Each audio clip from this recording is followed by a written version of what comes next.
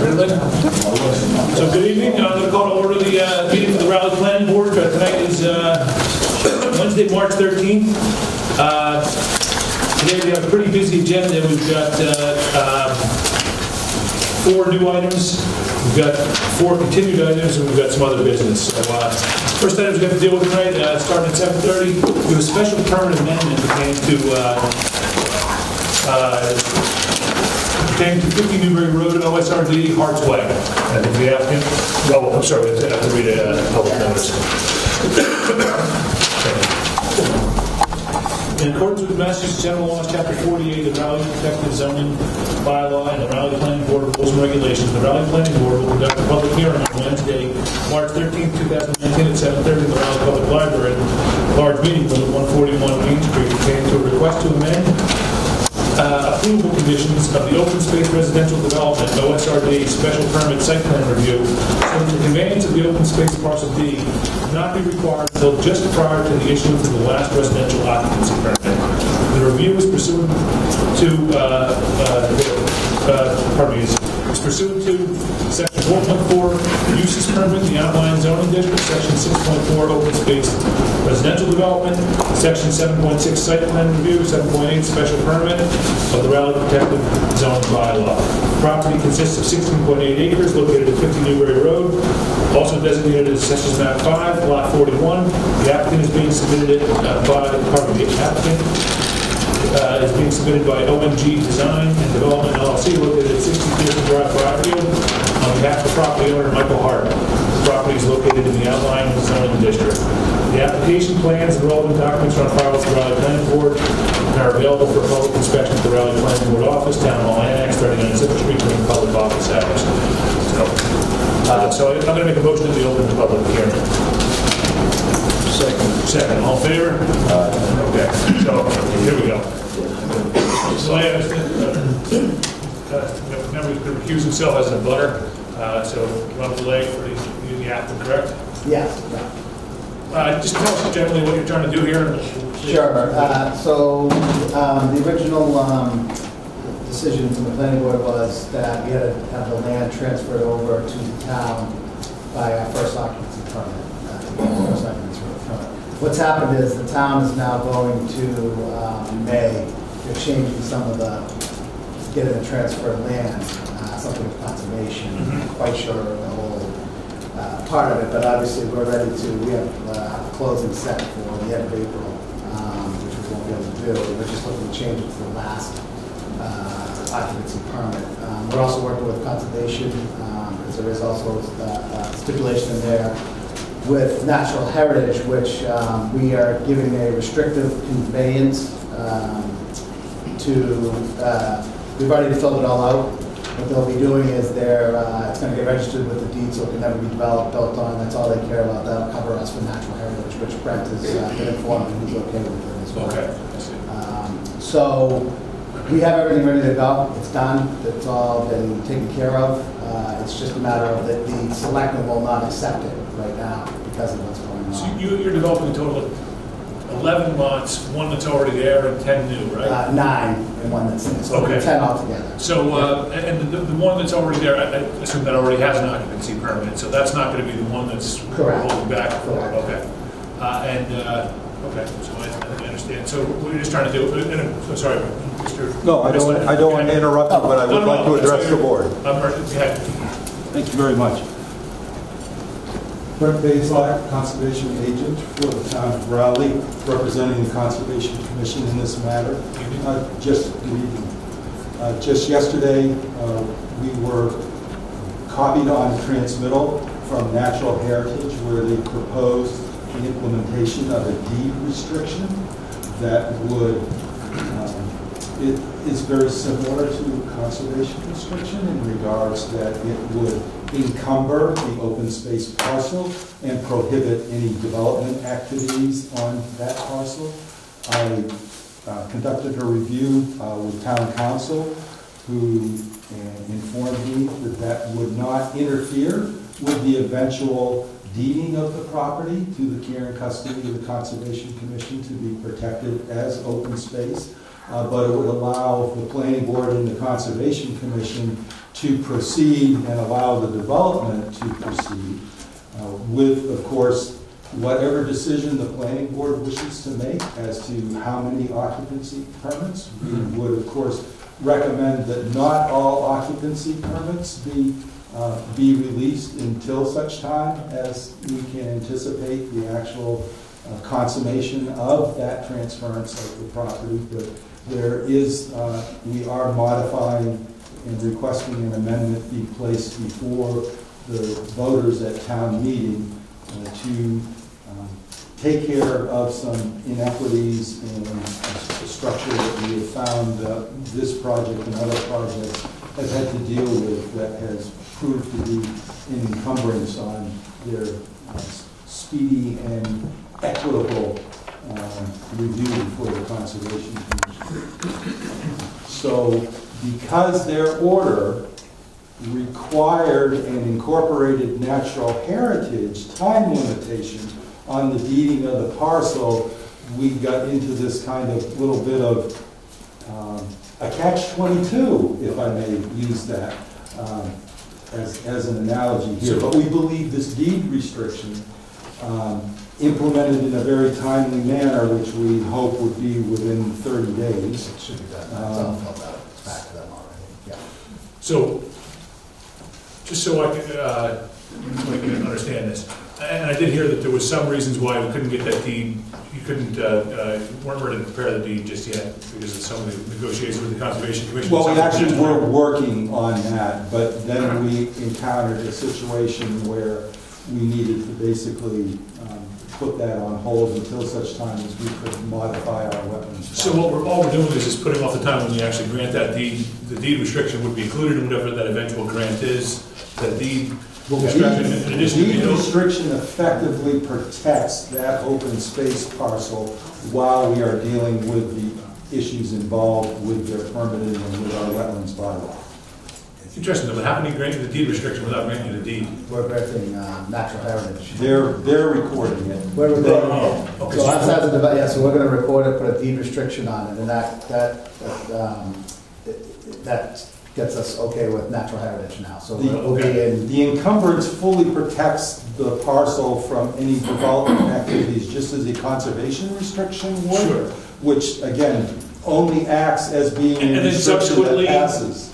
the applicant will convey, he's got the deed restriction on it, then he'll convey the fee to the town, Yes. the Conservation Commission down above. Yeah, and it would have all the protections in place that we would be putting in place on the parcel So- already. Gotcha, so in effect, you're actually going to record something that's just a deed restriction without the conveyance. Correct. In advance, okay. Yes. And natural heritage just came up with that. We had asked just to change it to the same thing, and what their concern was, they just weren't sure how long it was gonna take for the town to vote on it, so she just said, well, if we're okay, if you guys do a deed restriction, we're good with you guys. Gotcha, so that'll keep conservation happy, then the town's got our protection, and then on the back end, we'll be getting. Correct. And we, like I said, we have it all done with, I mean, it's, Sure. the lawyers have it all, it's once they vote and change what they need to do, we can go to conservation, get it signed off on, and bring it to, and have it registered at the deed.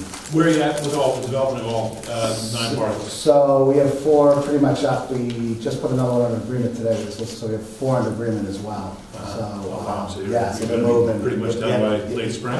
I'm guessing more towards Christmas, yeah. Oh, yeah. really? We'll probably, to have it all finished with all the houses. Gotcha. Because 2 of them are not built, so, yeah. You're trying to pre-sell them?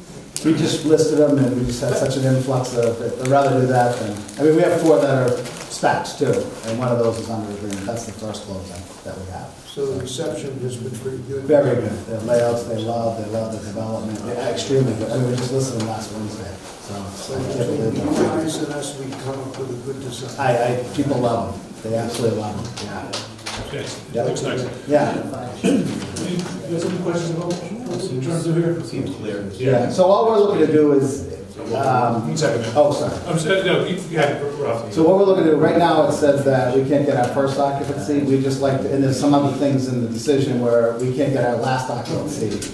You know, just kind of reversing it to the end, which, as Brent's saying, we're not gonna be able to get all our occupancies without the land being deeded over, which obviously, we're not gonna, we don't wanna hold off on that. So, Okay. So ma'am, you got a question? You Well, just tell us it's who my you are. husband, but I do want to say, he says that all the abutters are happy with this. However, I have to say, we've almost been there 35 years, and it's very upsetting to me when it's been all nature, and now I look around and it's totally different than what it was when we bought it. So for us, that we've been there almost 35 years, it's very, very upsetting.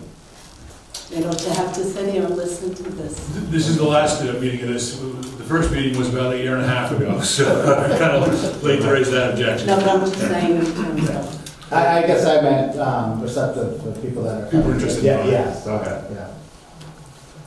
I won't be the last meeting. Sir? Just as an addendum, if it passes through in terms of the natural walkway, et cetera, Yeah.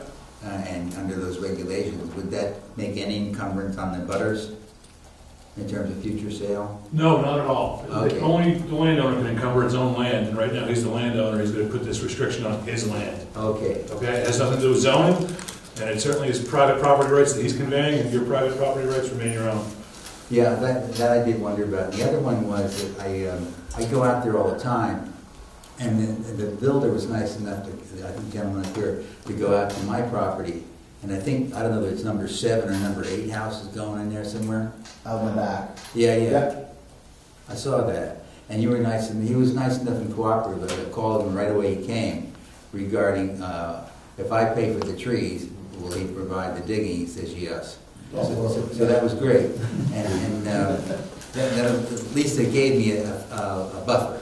Yeah, we're planning on doing some And I think we flipped it there. We did have open meetings on this, for over a period of months. So certainly we listened to everybody that did come to these meetings. And I'm glad you were able to talk to Rob, because it sounds like you guys reached I it. came right up and I thank you very much. Yeah, oh, yeah, no problem. And, obviously we're doing this over the winter time, so everything's a lot. Yeah, you got a job in there. I was watching it. Yeah. Just a comment in regards to concerns of the abutting property owners. The Trust for Public Lands has done significant studies and has found that usually the assessments of property that directly abuts dedicated open space is protected usually see an increase in their assessed value. Yeah, thank you. So you actually will probably reap a benefit by having permanently protected conservation land adjacent to your property. Thanks for the Not assessed value, but Perceived. perceived, real value. Which is, yeah. It's a big difference. What are the white? A willing buyer in this market offers more. The white things and the yellow flags that you put on the trees? Those are actually for the conservation, those are do not cut. Oh, okay. Yeah, so which Frank comes out before we were allowed to cut any trees down. Thanks. Yeah, no problem. I make a motion to close the public. I'll second.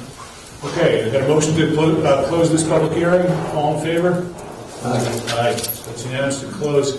So I think we should take consideration whether we should consider the applicant's request to change the order of issuance of the last occupancy permit for the final unit to be completed. Will now be contingent upon the grant of that common space deed to the Conservation Commission. Do you want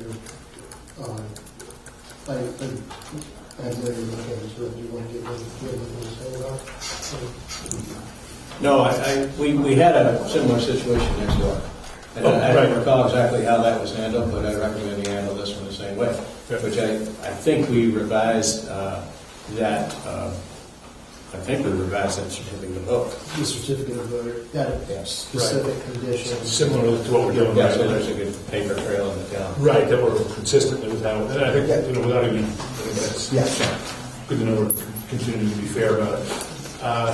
I'm sorry, so I was making a motion that we do allow it and hold that last certificate of occupancy pending the grant to the town. Second. Second. All in favor? Aye. Okay, so Thank you. we'll write up an amendment for you and signatures in a couple of days. Terrific, thank you. Nice to meet you. And give me a call. Yeah.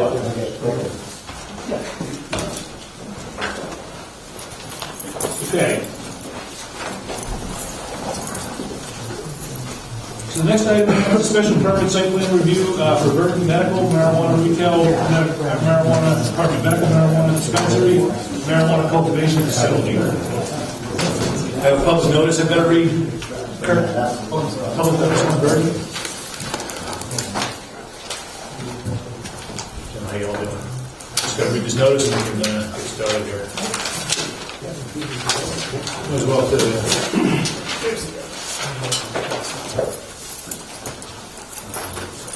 So in accordance with the Massachusetts General Laws, Chapter 41 and 40A, and pursuant to the Raleigh Protective Zoning Bylaw, the Raleigh Planning Board rules and regulations, and the Raleigh Planning Board will conduct public hearings on Wednesday, March 13th, in the Raleigh Public Library, large meeting room at 141 Main Street, at 7:50 pertaining to the application for a special permit for reviews. I apologize, we're starting, it's not headed, so I'm starting the next meeting. I was just reading the floodplain overlay. This is OSRD, okay. From the top. In accordance with Massachusetts General Laws, Chapter 40A, and pursuant to the Raleigh Protective Zoning Bylaw, the Raleigh Planning Board rules and regulations, the Raleigh Planning Board will conduct a hearing on Wednesday, March 13th at 7:40 in the Raleigh Public Library, large meeting room at 141 Main Street, pertaining to an application submitted by Verdant Medical Incorporated applicant on behalf of Katsiopoulos Seaman, property owner, for special permit site plan review for the operation of a registered medical marijuana dispensary, an RMD, for marijuana retail operation and for a marijuana cultivators operation on the property located at 124 Newburyport Turnpike, also designated Assessor's Map 14, Lot 29, consisting of 11.46 acres, which is the multi-zone retail zoning district in the front, proposed location of the retail operation and the medical dispensary, and the business light industrial zoning in the rear of the property, proposed location of the cultivation operation.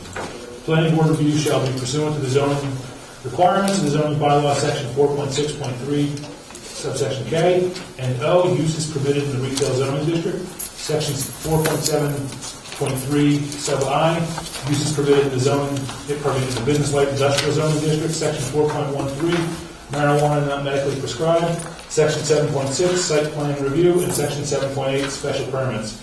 The applications, plans, and relative documents are on file with the Raleigh Planning Board and are available for public inspection at the Raleigh Planning Board office, Town Hall Annex, 39 Second Street, during the public office hours. So I'm going to make a motion that we open this public hearing. Second. All in favor? Evening. Good evening. That was a pretty good one. The applicant, who we have? Hi, I'm Philip Sullivan with the law firm of Vicente Cedarberg, representing Verdant Medical. We have Tito Jackson, CEO of the company, Annie Nagel is the COO of the company, and Brad Baker is a security consultant with FTG Security.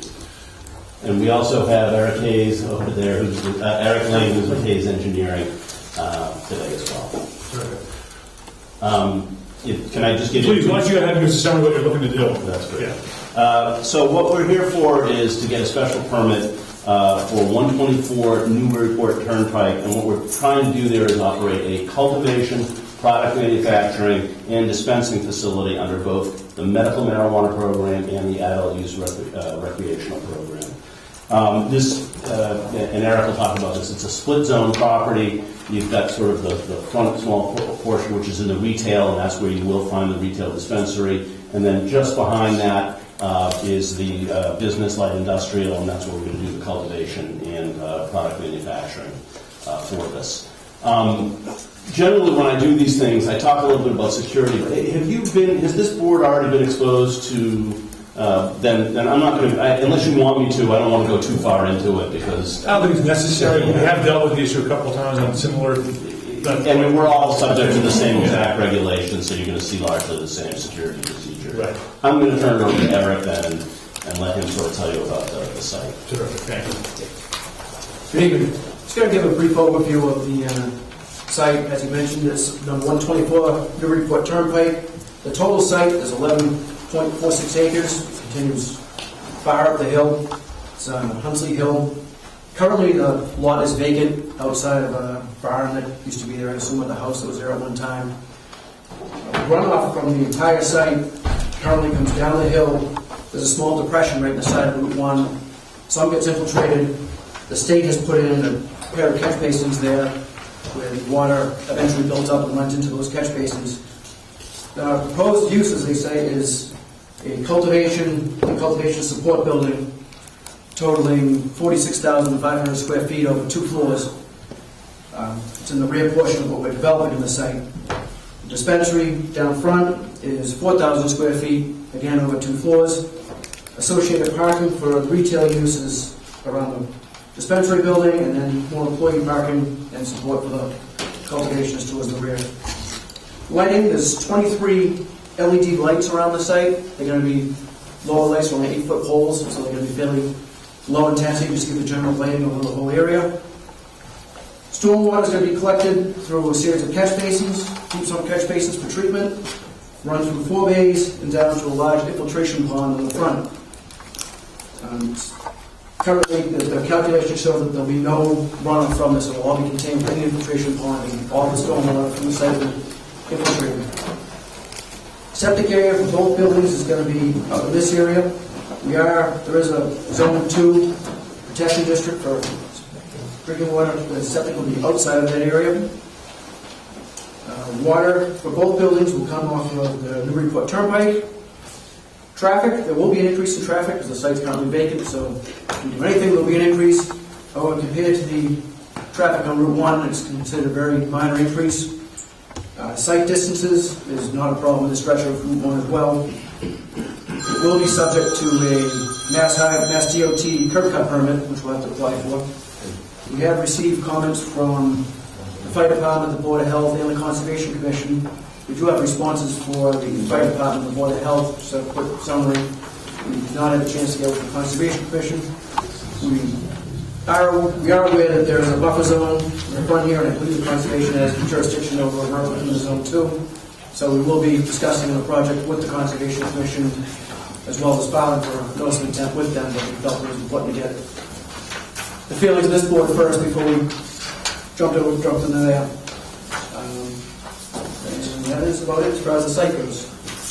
Can you put up the floor plan? Absolutely. Thanks. So the floor plan that's being shown there is the cultivation facility. And this is really sort of an industrial process. The plants go to seed in what's called, there's a clone room that goes to vegetation next, and the flower rooms, which are the large rooms you're seeing on the left there.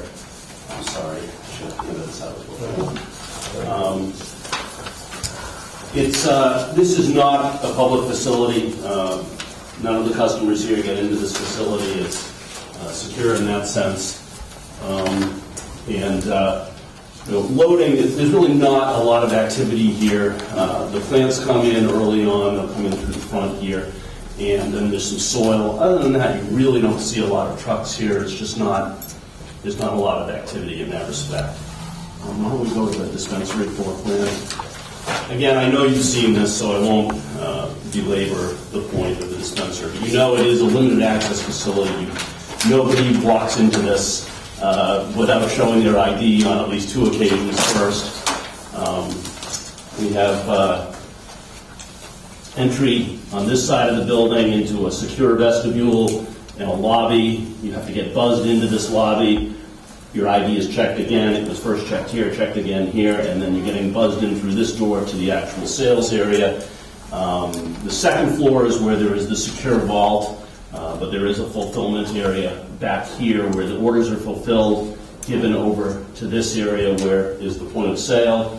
People get their product and they leave through the exit. Same thing at the exit. You're buzzed through the door and buzzed into this room and then buzzed out again. Also that you can control who's accessing the facility. So unless you have, again, I know you've seen the dispensary portion of this before.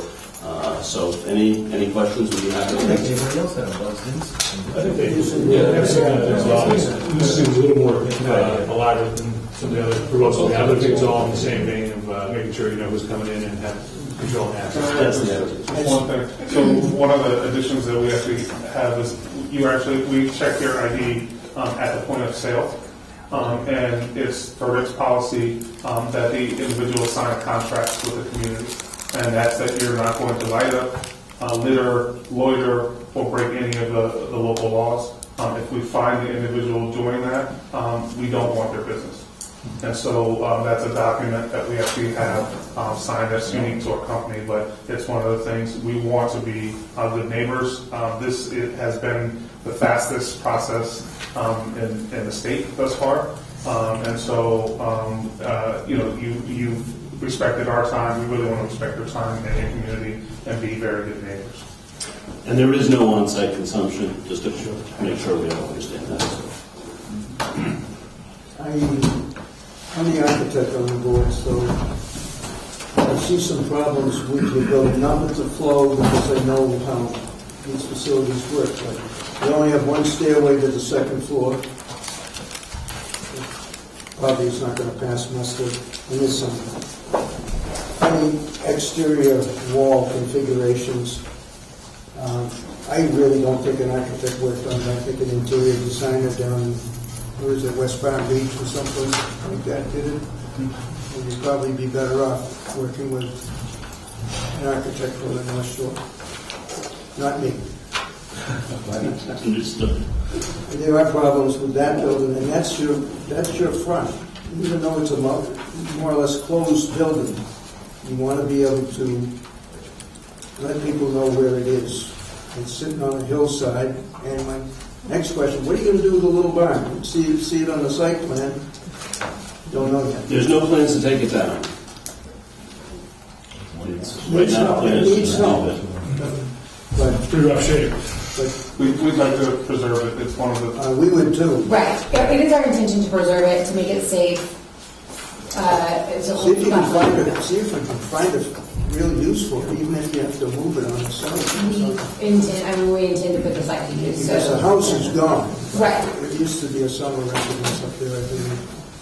But when you get further into the process, I'd like to see a better sales building.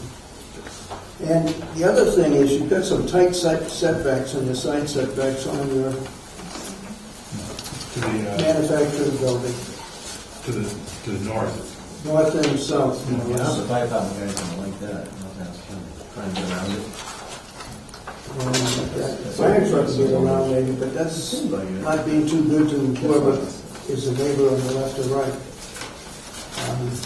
Have you looked at going 3 stories or something to make a smaller footprint?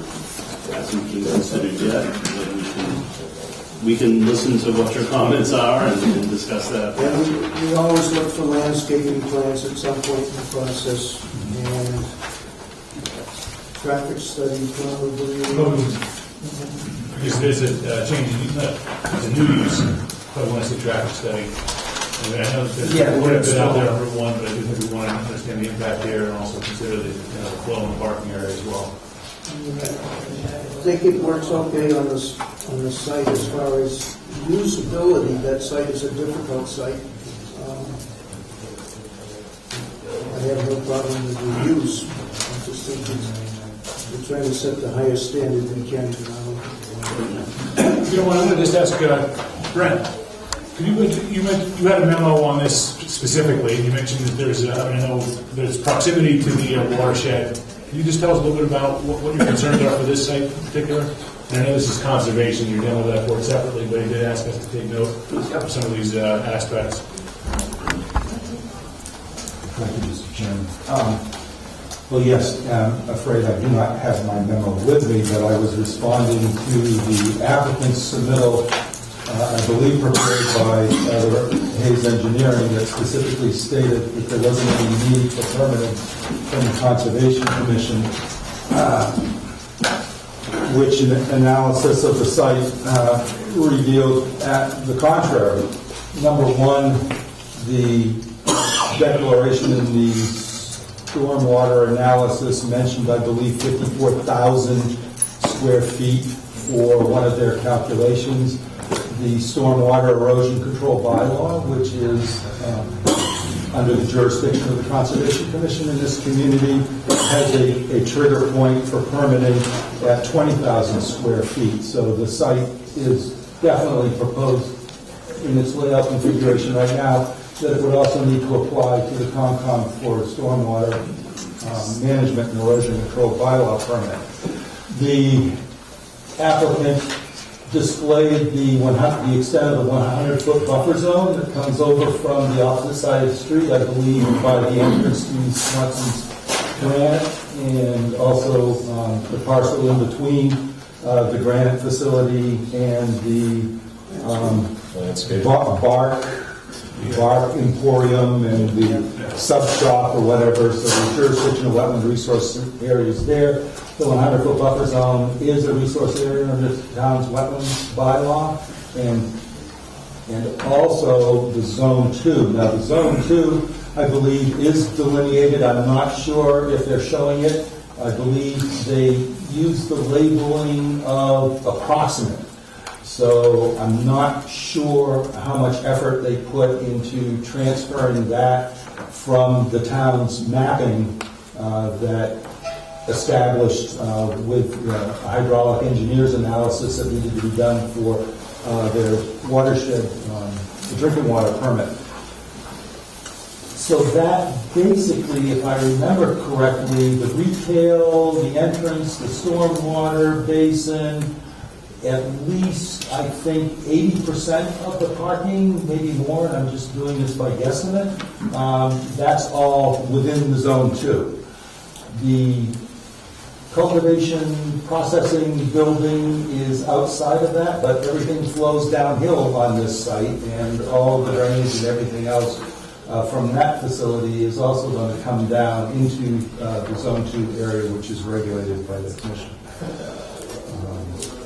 So also I believe that they are also going to be subject to needing a notice of intent registration with the EPA under the National Pollution Elimination and Discharge System.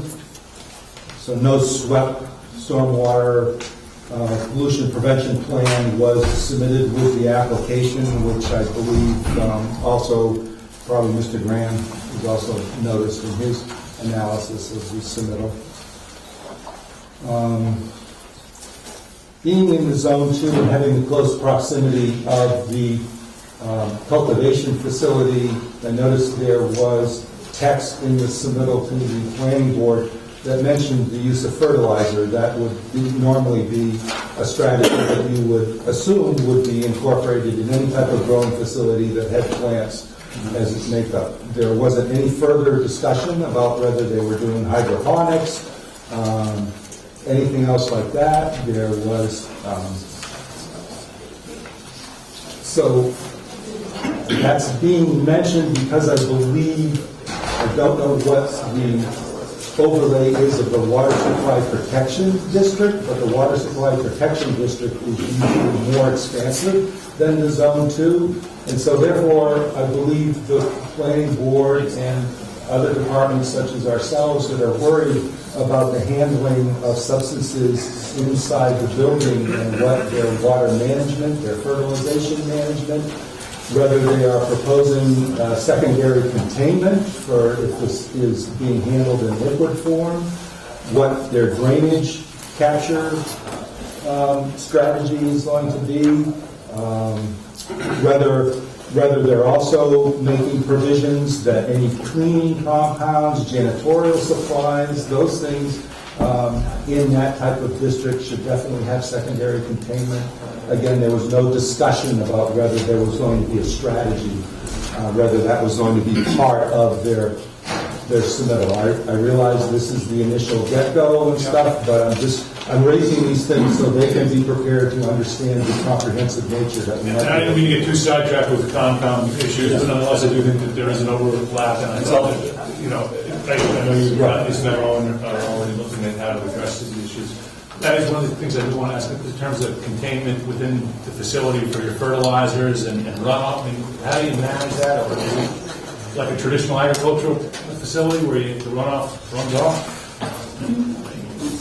If we could have an opportunity to sort of get back to you about that, we need to talk to our cultivator and get better understanding of what the processes they're planning here. And I think we're just noting from what Brent put forward, it's so close to the watershed, we're definitely going to be careful to make sure that we understand what the impact could potentially be. And that leads me to a very important point, that in many cases, both the Planning Board and the Conservation Commission have required that there be water quality monitoring initiated, that post-site water quality conditions be established, and then that water quality monitoring proceed through at least the initial year of startup, so that we can understand if there are any implications, if there is any unintended possible impacts, if the stormwater management system possibly has any implications to groundwater quality on the site. So that is a potential condition for permitting that they might experience before the Conservation Commission. And the other brief thing, recently the community of Raleigh has had a number of solar photovoltaic facilities proposed in our community. It would seem to me, from my understanding of the nature of this site, the lack of mature forest cover that would be around this facility, that I wonder if the applicant has given any thought to a solar photovoltaic facility being installed in their roof, since my understanding is that cultivation facilities have a high energy consumption in order to nurture the plants that they have under their roof, and therefore whether they might consider the opportunity to install a solar facility on their roof and get tax credits and also reduce their energy consumption. But that's just the environmentalist in me mentioning that. Because I'd rather see it on a roof than cut down trees in order to put panels on the ground. Thank you very much for your time. My environmental comment is the natural ground cover up there is poison ivy. Oh, I think it's got some nice multi-floor rows thrown in there too. There is that too. Do we have protected species?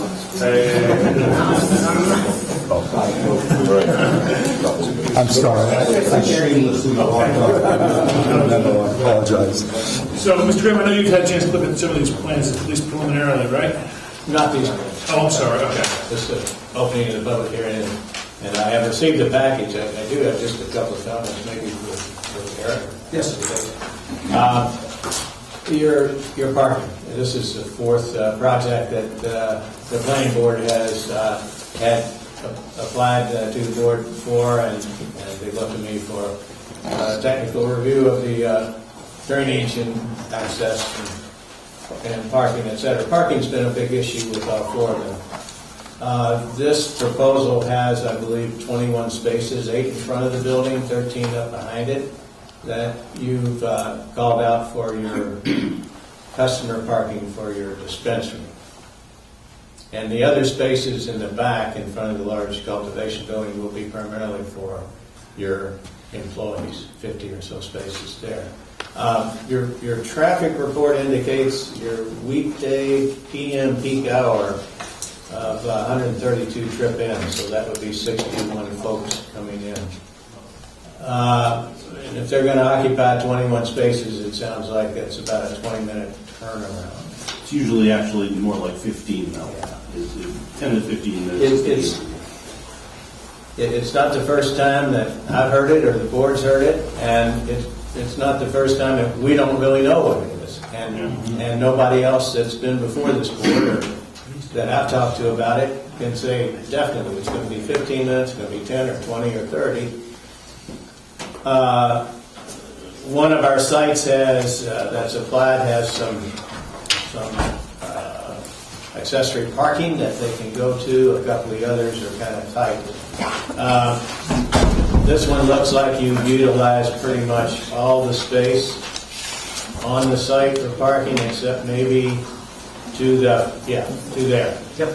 I would, I guess, encourage you to look at that space perhaps for some overflow parking. This board has not approved the other sites, but they're considering approvals of them with the condition of having a parking mitigation plan. And as I mentioned, one of the sites' parking mitigation is some gravel parking that happens to be behind the site. Also, consideration for perhaps appointments. Appointments are off-site parking with shuttle. But if you've got the space, that could be part of your solution as we get down the road here in the review of parking. Because I believe your numbers here probably are pretty good at 132 with your 4,400 square feet based on the LUC 882 that you derived the numbers from. That's all we have to go by. But to say that we might have 61 people here in an hour with only 21 spaces is a little, pushes the excitement back a little bit. Understood. On Route 1. And all the sites that the board's looking at are all on Route 1. This happens to be, I think, the southerlymost one that they're looking at. And Potentially, there's one other that might be a little further south.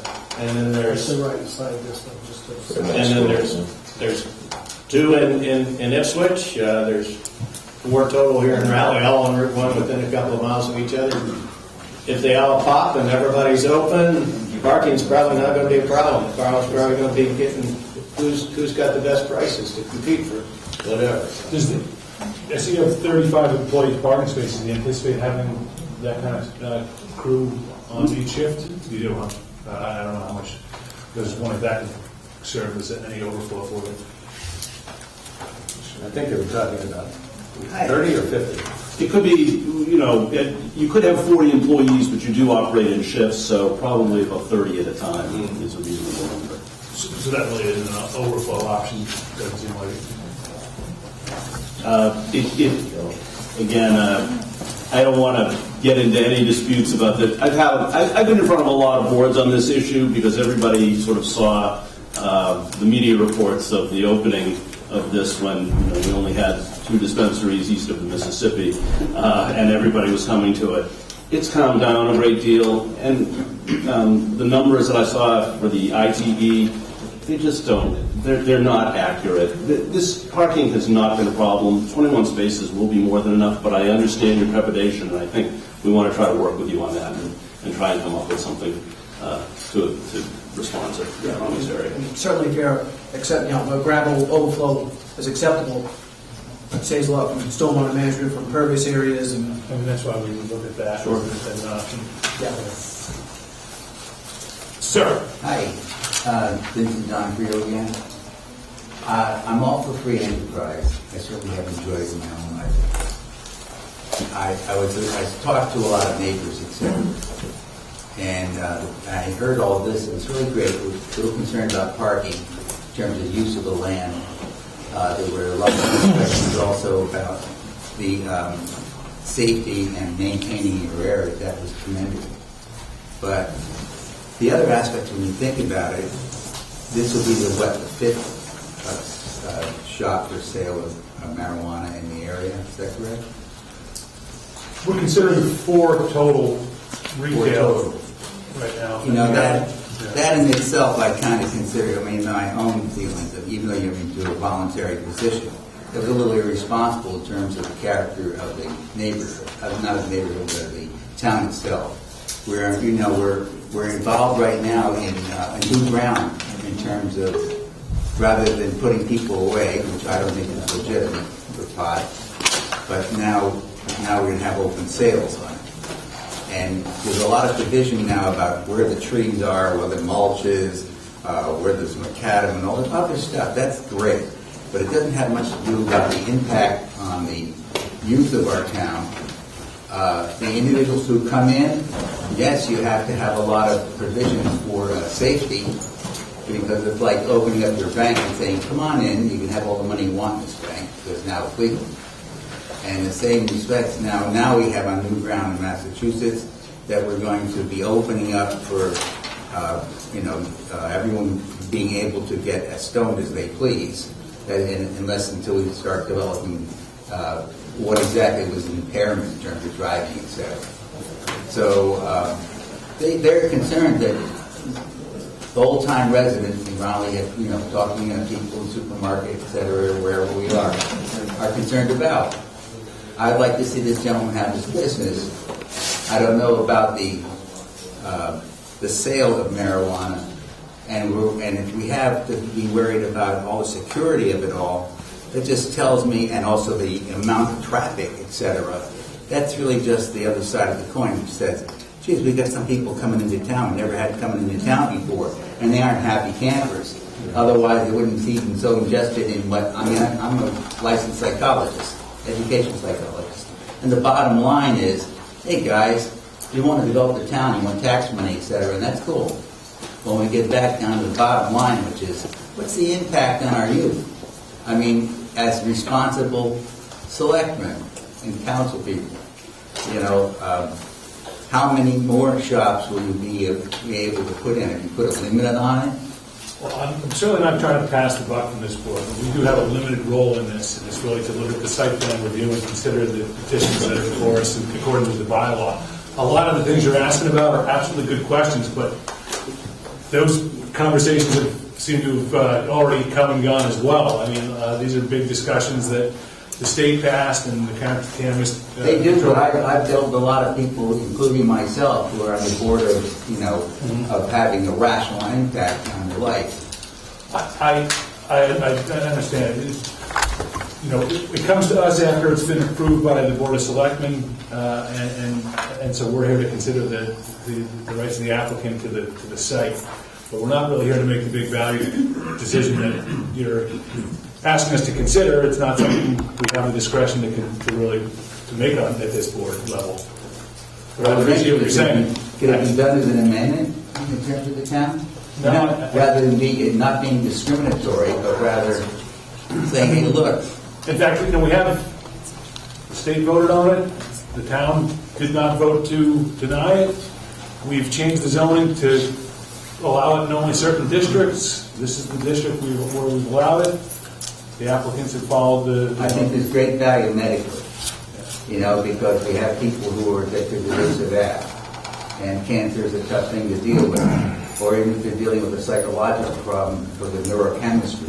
I mean, that's great things. I mean, we don't even really know what's going to happen with the ingestion of it or whatever in terms of, you know, overuse. Absolutely, you know, I'm caught off guard by the fact that it's happening so quickly sometimes too. You know, I think everyone is, but I think this is where, you know, nonetheless. Well, I just had to say, I felt that one thing I will be happy about is we did have a new fire station and police station built. So, and I wish them the best. Now we have some extra sales because we do get DWIs. Once we determine... Well, I hope we don't need a bigger fire station, that's for sure. But they're really great cells, they really are. We had one felony arrest in a year, but now we have some wonderful cells that we can put them in when we need to. Okay. Okay, thank you. Well, thank you for your comment on that. One thing we definitely would like to do at some point is do a site visit with the board, okay? And we can move that along pretty quickly, particularly because the weather is starting to do a little better. We'd like to do that with availability, you know, your full team, and We'll set it up immediately. okay, is there, you know, we're, as a board, generally available here? Afternoons, okay, so, like after 4? Yeah. Great. You know, and during the week, you know, I like to stay away from Fridays, but, you know, you got any limitations we worry about? Wednesday nights. Yeah. You want to do a Wednesday afternoon? Does a Wednesday afternoon work for everybody? If it does, we'll set it up for a Wednesday. We'll let you know which ones. Yeah, Wednesday will be fine. Okay. Great. Just need advance notice, that's all. You know, I mean, we can, Would you like any features staked out on the ground so you'll... Probably Bellmead, Satellite Road. Yep. the corners, Yeah. you know. Say it's something, we get out there. We don't get well on the site before, okay? It was the- So it was a brand Yeah, it was a brand. Oh, you did, you were, okay, so you. So you know the site well. Oh, yes. So I didn't have to tell you about the Me, yeah, the survey was not. All right, so, Chris, can I just have certainly, what's the height of the building? The cultivation facility? It's 2 stories. I tried to figure it out, but I couldn't in these little drawings. Yeah.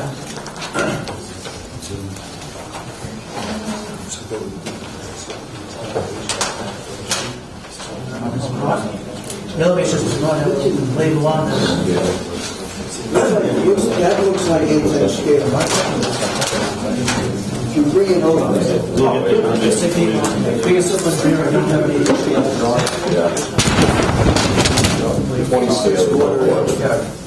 I don't believe That's all I have. there's a door. 7 feet. Yeah. So it's reduced. So it's 25 feet, but Okay. And behind the building, is that retaining wall or riprap, or what is that going to be? It looks like a pretty steep cut. It's hopefully just going to be a steep slope, there'll be some riprap in it, we certainly will. But that probably won't be visible from Route 1. No, I wouldn't think so, no. Just behind that building. Yeah, if you could, you just see it, just be able to see the top of it. But nevertheless, there's going to be a facade there facing the street, and it might be kind of glaring. And I understand you've got a tight site, but to the extent that you can buffer that with a good landscaping plan, I think would be appreciated. and that's a metal building of some sort. I'm not sure on the type of building. I'm just curious, do you guys pay any tax on stuff you cultivate for the town? Like I know when you retail it, there's a No, the tax is only on the retail. Oh, that could be a stipulation. Well, there's Tax on food. well, if I can speak to that, I think there's 1% local impact The impact fee, yeah. on what's grown. So what's grown in the building, there is tax. Well, it's not a tax. Oh, whatever. It's an impact fee. On the retail, correct me if I'm wrong, there's a 3% tax and a 3% local impact fee, so 6% to the town. Correct. And that comes right off gross revenues. So there's no discount. Right off the sales. Looks like a metal panel building. So in the past, what we really looked at is colors that recede. Bright red might not sound. So it seems like you'd have to put a retaining wall and build this up on a, I mean, just because the site slopes up, you're going to have to build this on a flat plateau, am I right? I mean, and Yeah, you have a retaining wall up front? There is a small retaining wall here, and another one over here in this corner. Essentially, the building's going to be 2 stories in the front, 1 in the rear, so the rear will be partially buried, so we'll use the building as a retaining wall itself. And is that, around back, are those loading docks? Here? Yeah. Those are cooling, chilling pads. Okay. I don't know the operations, so I can't answer that before, I was told. Is there any access in the rear for storage or for deliveries or? Not for deliveries, no. There is, we did design this so you could get a pickup type vehicle around for maintenance and working and whatnot. But Better talk to the fire. we have an appointment with the fire chief, he's on vacation, I believe, so. I think we did respond to that because there was a question about, whether there would be access. The narrowest access, as I understand it, is 12 feet because you do have to get around the building. So, bounce around, what do you do, 27th for a site visit, is that soon enough? I'm sure we can make that work. Make it work.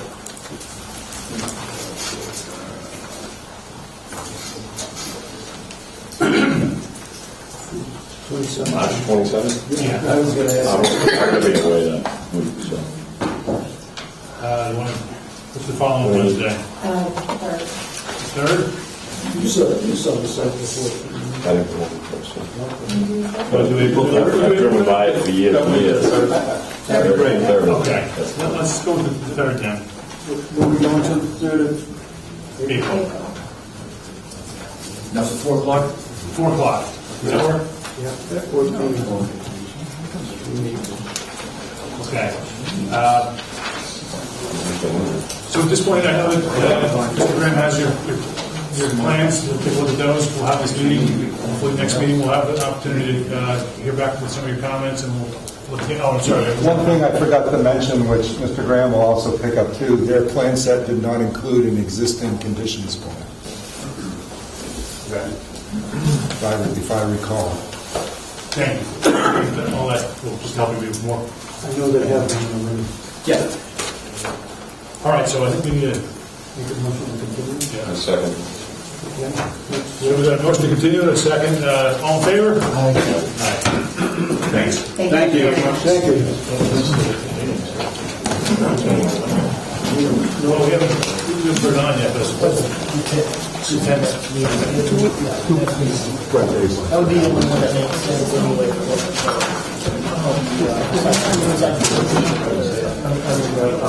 Hayes Engineering. Yeah. So we discontinued that hearing on that item. So we'll come back on the 10th of April for the follow-on hearing to that, okay?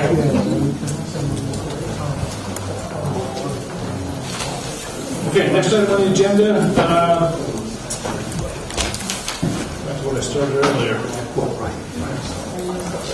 In accordance with the Massachusetts General Laws, Chapter 41 and 40A, and pursuant to the Raleigh Protective Zoning Bylaw, the Raleigh Planning Board of Rules and Regulations, and the Raleigh Planning Board will conduct public hearings on Wednesday, March 13th, in the Raleigh Public Library, large meeting room at 141 Main Street at 7:50, pertaining to the application for special permit reviews for a floodplain overlay district, common driveway, and accessory building more than 1,500 square feet, as well as an application for a site plan review pertaining to the property located at 491 Main Street, map 31, lot 26 and 27A, consisting of 5.27 acres in the coastal conservation zoning district. The application is being submitted by Paul Boreas of 18 Jennifer Lane, Peabody, on behalf of property owner James Mahoney Trust, of 491 Main Street, Raleigh, for a special permit and site plan review by the planning board pursuant to the zoning requirements of zoning bylaw section 4.8.1H, special permit accessory buildings greater than 1,500 square feet of floor area, section 4.10,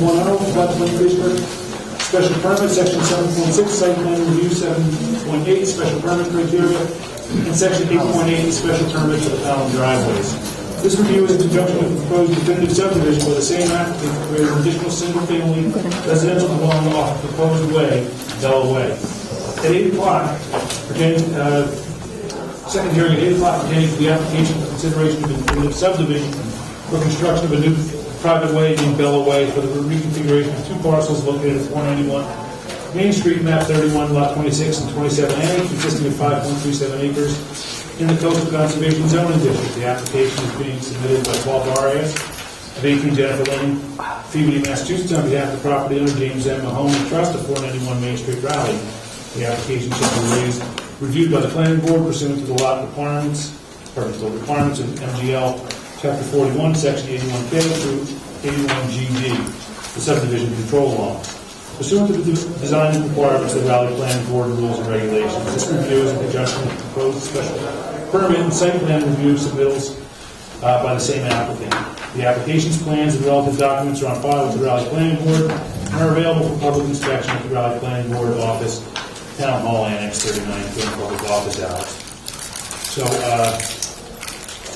we're just going to open the public hearing, make a motion to open the public meeting on the special permit reviews. Motion to open the close the hearing. Second. All in favor? Okay, so thank you for putting up with that. Good evening, Mr. Chairman, members of the board. My name is Shep Bingham. I'm an attorney from Topsfield, Mass. I represent Mr. Boreas. I'm here tonight with Plachek Talako, Deb Colbert, both professional engineers from Hancock Engineering Associates. And I'm here with Mr. Boreas, who cannot be here, married daughter Ashley Flamondon and her husband James. And just by way of some background, Mr. Boreas and his daughter have spent the better part of 2 years combing the North Shore looking for that kind of quintessential New England coastal lot on which to construct, develop a family compound, if you will, that would be comprised of a residence for Mr. and Mrs. Flamondon, and then a residence for Mr. Boreas and his wife and Ashley's siblings. 491 Main Street proved to be the lot, the place. It's a beautiful spot. Unfortunately, given some of the topography and the environmentally sensitive areas involved, it's a very challenging lot.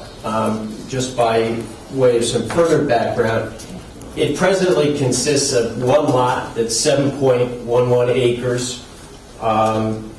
Presently has situated on it a 3-bedroom home, which is located in the southeast corner to the rear of the lot. And it's got 125 feet of frontage on Route 1A. It's located in the Coastal Conservation District and within the Floodplain Overlay District. The existing driveway has a steep transition to 1A out here. It almost goes from 2% slope down to a 16% slope, creating a really an extremely hazardous situation for fire and safety vehicles negotiating down the drive to access the primary residence located back here. In analyzing how best to use this parcel to satisfy the applicant's desire to create this family compound, if you will, we first took a look at taking two reduced frontage lots and a common drive. Unfortunately, the bylaws require that in this district, each lot, the resulting lots, have 180,000 square feet, and we were unable to, we just didn't have enough land mass to accommodate that requirement. And so we developed this concept of a definitive subdivision, which in essence creates two lots. Lot 1, which is off over here, would be comprised of 90,577 square feet, and on it a proposed 8-bedroom home with attached garage plus a barn of about 1,800 square feet. Lot 2 would incorporate or encompass the existing structure and would consist of 181,813 square feet. And there would be a garage that would be added to the existing frontage, or the existing dwelling. The frontage for both lots will be on Bella Way, and Bella Way is designated here on the plan and runs in from Route 1 about 400 feet. Lot 1 would have about 161 feet of frontage along Bella Way, and Lot 2 would have in excess of 50, about 53. Lot 2 is also a lot that exceeds the 180,000 square foot requirement, so we have met that hurdle in terms of the common drive aspect that I'll talk about a little bit later. Bella Way itself, as I said, will be about 400 feet in length, 18 feet wide with 1 foot shoulders on either side. It'll have a maximum slope of 14.7%. It'll be a paved bituminous surface. It'll have guardrails running along the easterly side and a stone wall running along the westerly side. It's important to note that in developing this plan, the applicant or representatives of the applicant had no less than 6 meetings with preliminary in nature, but with representatives of Planning Board, Conservation Commission, Fire Chief, etc., to try to get input from everyone. I believe that Graham Associates also saw the plan, generated a memo indicating what its thoughts and reservations and concerns were. We have tried to address all of those concerns in the plan that you see before you tonight. And I think probably of all of the concerns voiced, the most critical were by the fire chief, who indicated that the current situation is untenable, that anything we could do to improve that situation would be a significant plus on the public safety side. And the reality is, as it sits there today, he has to be able to access this dwelling. That's a given, whether we proceed with the development or not. Everything that we have proposed is a plus, and is, I think it's fair to say, enthusiastically endorsed by the fire chief. In addition,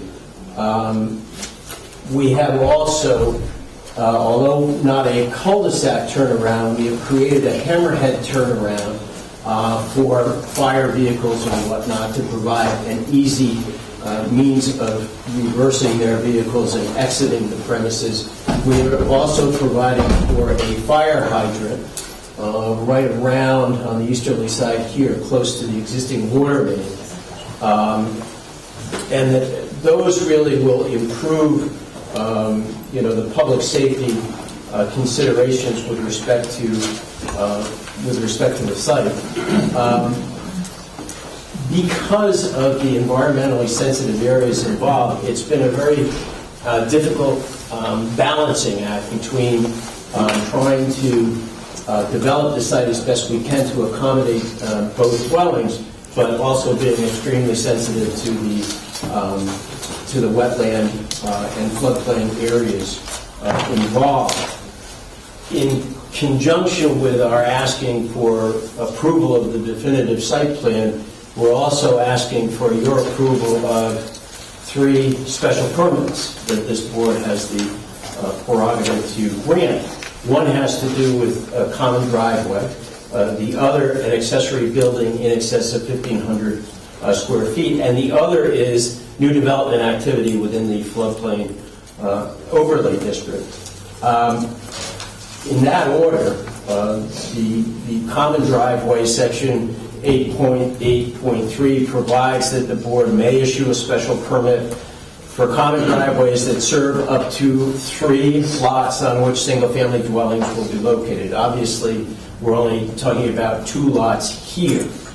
The lots all satisfy the requirements of Section 6 and Section 8.8.3 subparagraphs B through G, except with respect to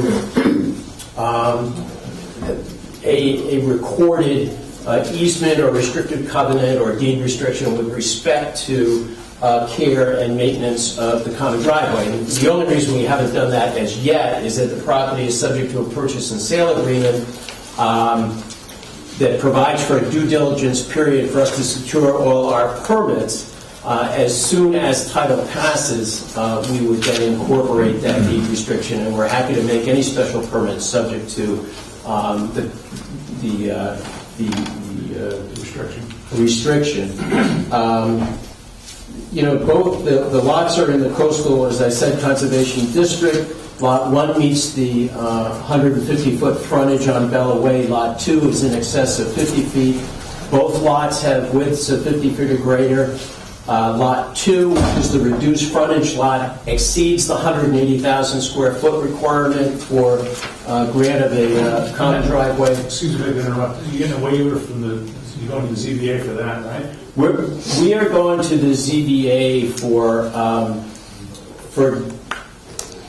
development within the floodplain overlay district that exceeds 25% of the land surface of the lot in question, yeah. And that's scheduled for next week. And the reduced lot frontage the lot area, the lot area being derived from floodplain, and it's a variance. I'm really asking about the reduced lot frontage for lot 2. How do we?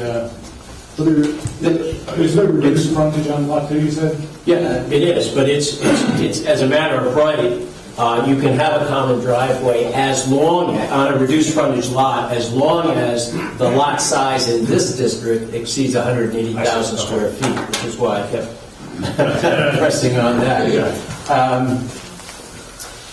So I think that with respect to the common driveway itself, we're there. We've met all the requirements for that, and that permit should be granted as a matter of course. With respect to the accessory structure, that relates to a proposed barn that would be 30 by 60 feet. So it's 1,800 square feet versus the 1,500. The use will clearly be accessory. As it happens, Mr. Voorhees has a passion for antique cars, and he collects antique cars, and so among other things, the barn will house his antique car collection. Beyond that, because of the significant aspect of the private way and common drive, which will have to be taken care of, maintained, plowed, etc., he anticipates that he's going to have some fairly sizable tractor snow removal equipment and the like, just in order to maintain the property.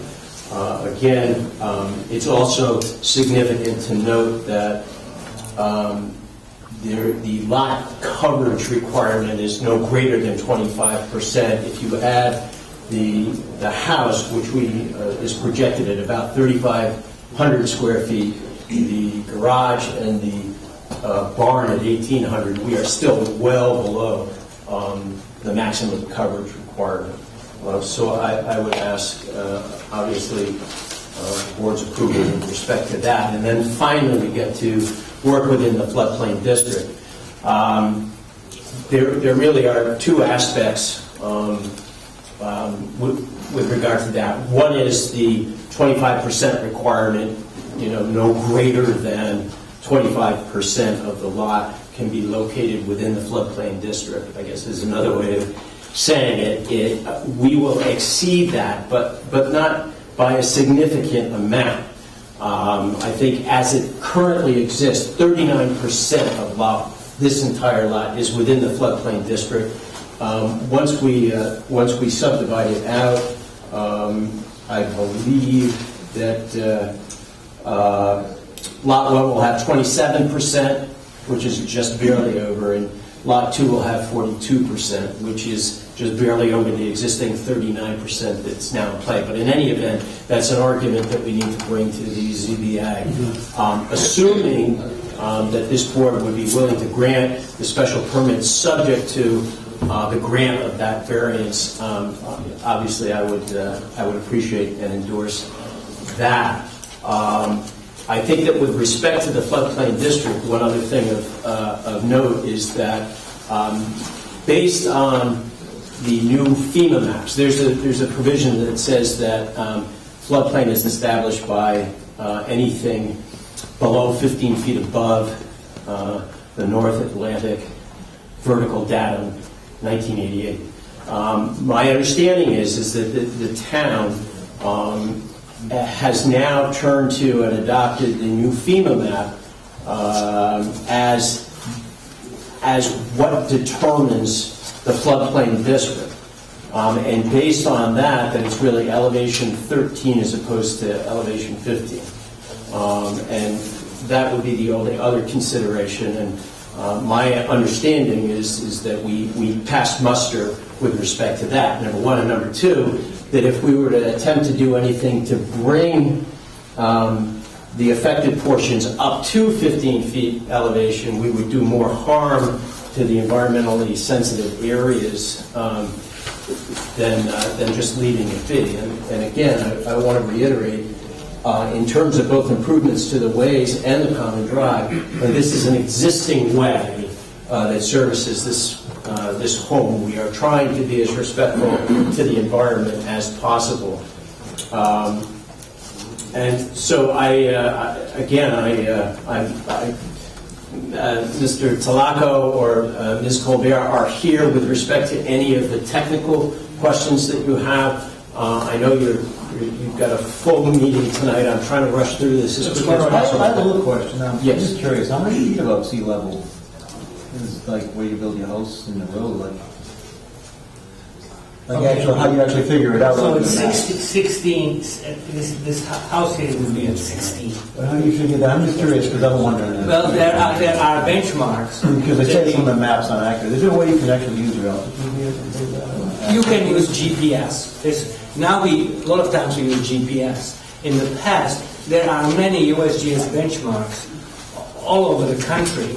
For example, I don't know if there is one now necessarily, but I know there is one at the front step at Burley School in Georgetown, and there are others, and so we reference those. And of course, as Larry knows, you can go there with a GPS and stand there for some time and get the elevation of a particular spot and then relate everything to that. You don't want to build it, you flood it over a couple of years, right? Sea level. Well, that's why we are at least 3 feet above. One of the things that I think is important to mention is that, for instance, with respect to Lot 1, which is about 90,000 plus square feet, 66,000 of that is well above floodplain. With respect to Lot 2, over 105,000 square feet is above floodplain. So this is not, there is still an enormous amount of upland space on which to improve and or develop these proposed structures without doing significant adverse impact to the environment. And these folks want to leave this in as natural a state as possible, which is why, for instance, they have asked for a waiver with respect to a landscape plan. They want to leave it natural. They don't want to impose any kind of a lighting circumstance or plan on the space. This will all be a private way and a common drive, which they will fully maintain and care for. I just would like to add, and I can show you on the other side, one of the biggest concerns we had, and that's why we met with the fire chief several times, Deb actually did. So the green line is the existing road, the black line is the proposed road. You notice that the biggest difference that we flattened this area out. And even though, because of the scale 4:40, it doesn't look so flat, we arranged it so that when a fire truck stands there, the elevation difference between the front wheels and the back wheels is no more than a foot. Because when you stand there now, you're looking like this. But our intention was to flatten that so that the driver sits there and much more comfortably can look both ways. And I think between that and the steepness, but I think particularly this is the most important part of the design and the improvement. Let's see, Mr. Graham, you've taken a look at this, right? I have reviewed the preliminary plan issued report to the planning board, and I believe that as mentioned this evening, that Valchek and his team has applied some of those comments to the definitive subdivision plan, which I have not yet reviewed. The advice and the discussion with Kirk was to get through this initial hearing this evening, and then my recommendation as well to the board was that they go to the ZBA, which you mentioned, for the variance required under 410-41H, before I jump in and start reviewing the plan. So I'm happy to hear that that's coming up within a week. The only thing I would say that I think you should do is to be sure that that variance request and approval, if you get it, covers the way as well as the two lots. Because the way will, in fact, be owned by one of the two lots, so it is applicable to all three parcels. If you We're will. not sure about that, because it's not a lot. Well, it's going to be combined with the lot, so it would, it might be to your benefit, because a lot of that way is above the floodplain, to put it in the lot for your area. Something to consider. Thanks. We'll look into it. Is there anyone here that's a butter from this neighborhood who'd like to speak? Sir? Yeah, Bill and Beth Pimento. We are butters. And we're not opposed to what they are talking about. The only thing that we would like to make sure of is that I formerly owned that property and broke off that piece for my sister, who subsequently ended up selling the property. In doing so, unbeknownst to them, they had the improvements done at the top of the road, the curb cut, and there is some encumbrance on our property that I would like to have addressed and eliminated. It's not much, but it needs to be addressed through proper survey. And the only other thing at the bottom of that driveway, I believe I explained to the lawyer, is there is an easement for a town water main that will be a bit of a challenge because the town's not going to allow it to be buried significantly because they have to maintain it. And that water main feeds us as well as others at the other end of town. So it's the only reason I have that concern. Sure. But the encumbrance that currently exists on the frontage needs to be addressed. And I think you're doing that the right way by talking to Mr. Bingham directly, because that's really a private property right, and that needs to be resolved through that conversation, I think. Right. But other than that, happy to have new neighbors. Mr. Chairman? Sure, please. Could Valchek point out where that water line easement is? Yeah, the water line is, we just need to get this right here. And what is your proposed change in the grade over the water line at that point? Let me see what station it's at. Sorry, I don't know exactly. It's going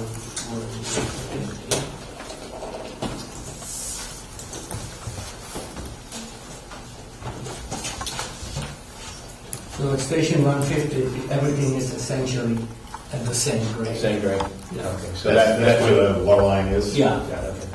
And the other question, I believe you've got a woods road that runs through there, north to south, south-north Woods Road. Sandy Way, you mean? Yeah, it has a name, I guess. It has a name. It's an old right of way. Okay. That's recognized by the town, and unfortunately, the MBTA closed it off when they put the new railroad through. We actually tried to keep it open for horseback riding and things like that, and the MBTA refused to keep it open. So I guess my question is, if people still have rights in it, to be sure that your road fill and so forth doesn't, guardrail, stone wall does not impact those rights. If you still have rights to run to the railroad and back, something that...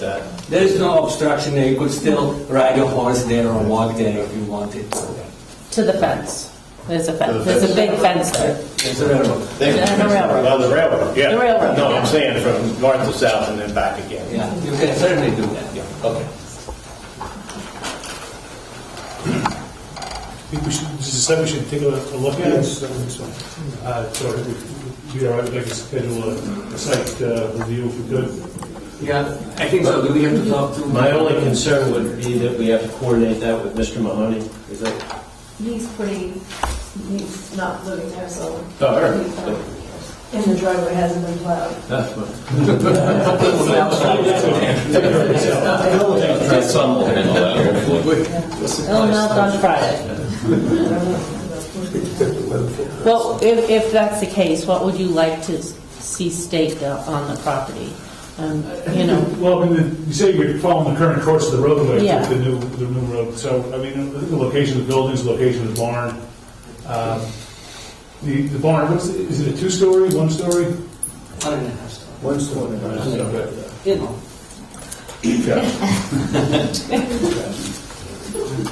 Well, I think that's what we'd like to at least stake out. Ah, sure. And understand where the, any of the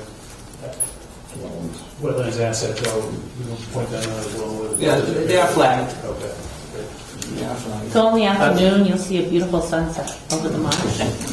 Would you like a representative from our side there? Or is I that usually something- do a representative from the I think we would need engineer or. I see it every day. You don't get sunsets there, you get sunrises. Depends on the season. So, as far as the date, you wanted to have a. I'm gonna wait till it clears. I think we have to, yeah, if unless we're traveling to walk down there, which certainly is, walking back may be a bit more difficult, but we can check it out and talk with you next week and see what it looks like after all the rain on Friday Yeah, and all that. that's fine. I mean, the next time we would ordinarily have you back at the police board is the 10th. So if you want to do something before then, talk to Kirk, and we'll see if we can get the members together to meet you at the site. If not, we can certainly hold this meeting and we have some more questions that need to be. Is that the early afternoons, 4 o'clock or so, 5 o'clock? Just so we have Good time for a everybody. board there that, yeah. All right. All right. That sounds right. This morning. All right. You want to continue? I make a motion to continue this second. All in favor? Just before we depart, just one question. The ZBA meets on the 20th. You would next convene? The 10th of April. 10th of April. And I'm not involved in the purchase and sale aspect of this transaction, so I just don't know when the due diligence period. End of this month. End of this month or April? This month, end of this month. March. Yeah, we'll have to go back to, we'll have to go back to the proposed seller. And we're just hoping to see what the feedback is. Obviously, we're not going to get definitive answers. But depending upon the positive or negative feedback from you and the ZBA, we'll go ahead and consider it. I mean, I think you've addressed the major concerns and hit all the elements of each of the Yeah. requirements for the waivers you're looking for. We have to consider them, and we'll hear some more from Mr. Graham about it, but Sure. Without saying more, it doesn't seem like we're too far off course to get this done. But I think the ZBA is going to be your first hurdle, and that's the one that you should probably get the most amount of confidence out of, because I think that one will, if you get what you need there, we're going to certainly abide by their determination. I think it's a great idea, as long as the family gets along. We just sold our house, and now we're moved like a mile down the road, but I've lived on the same street my whole life. We bought the house next to my parents, and where they are now. So you get along. Yeah, good. They get on. Yeah. My mom makes dinner every night. Members of the board, thank you. Thank you, John. Yeah, thank you very much. Thank you. Thank you. We did not, we were talking about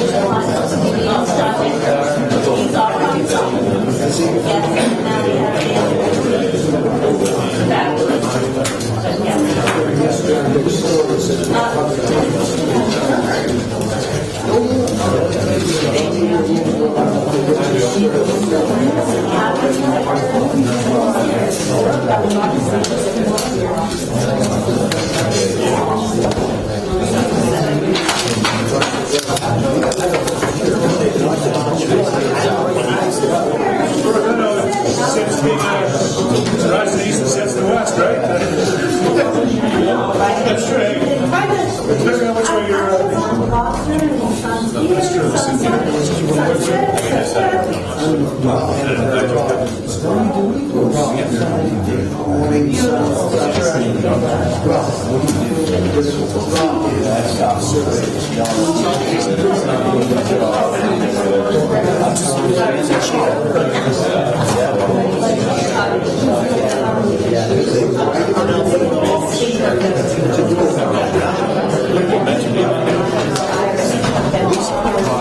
All right, so we got the next act on our agenda tonight. We've got some continuing public hearings. The first one we have is special permit for Fox Hollow, now known as Falcon Ridge. It's an open space residential subdivision located at 430 Weathersfield. And today for the applicant, how are you? Good evening, Jill Mann here on behalf of the applicant, Taylor Lane LLC, and for the subdivision now known as Falcon Ridge. We're here this evening to discuss the open space component of the open space component of the project. Basically, last time we came before you, we had discussed that. I'm sorry, just ask the closing door. We had discussed the need to actually, you know what? Oh, there you go. Maybe I'm going to hand it out. Oh, I think it'd probably be better with the plan. Everybody has it? I just wait. You have it? Actually, so wasn't a number typo, but it was. So here you go. Just give one. So if you wouldn't mind, maybe go to the actual picture. That's. Yeah. So if you go to the, oh, you have it. There you go. Okay, so what ended up happening is we went back to the engineer. We had him plot all of the wetland areas, plot the riverfront area, and plot the, if you will, for lack of a better term, traditional wetlands, i.e. wetlands that are not deemed to be riverfront. And he actually certified us to all those areas. So the best way I can actually go through the requirement for an open space and what those particular types of land have to be in it is to just highlight what exists. So the project as it exists today has 4,198,000 square feet of land. Of that complete package, there is 2,639,736 square feet of upland. And upland in that particular calculation does not include any riverfront. That's just traditional upland. There's a total wetland area which includes all the riverfront and all the traditional wetland, which equals the 1498464 number. And the reason I broke it out is because, as we had discussed before, the traditional riverfront area, 10% of it, the entire amount, is able to be developed, and you can go to the Conservation Commission and develop it. So it is more upland than what you would deem to be the rest, because the rest of it you cannot alter. So what we had discussed was that 10% of the riverfront was in fact an upland. So that's why I have the breakdown, and I wanted to show you. So the wetlands are 269,000. The riverfront, including the 10%, is actually 122,88970. And then I just gave you the 10% number, and so did the engineer, to be able to tell you, okay, these are the actual breakdown classifications of the land. Under your bylaw, you require that the town be, or that the proponent provide an open space parcel that's 50% of the project.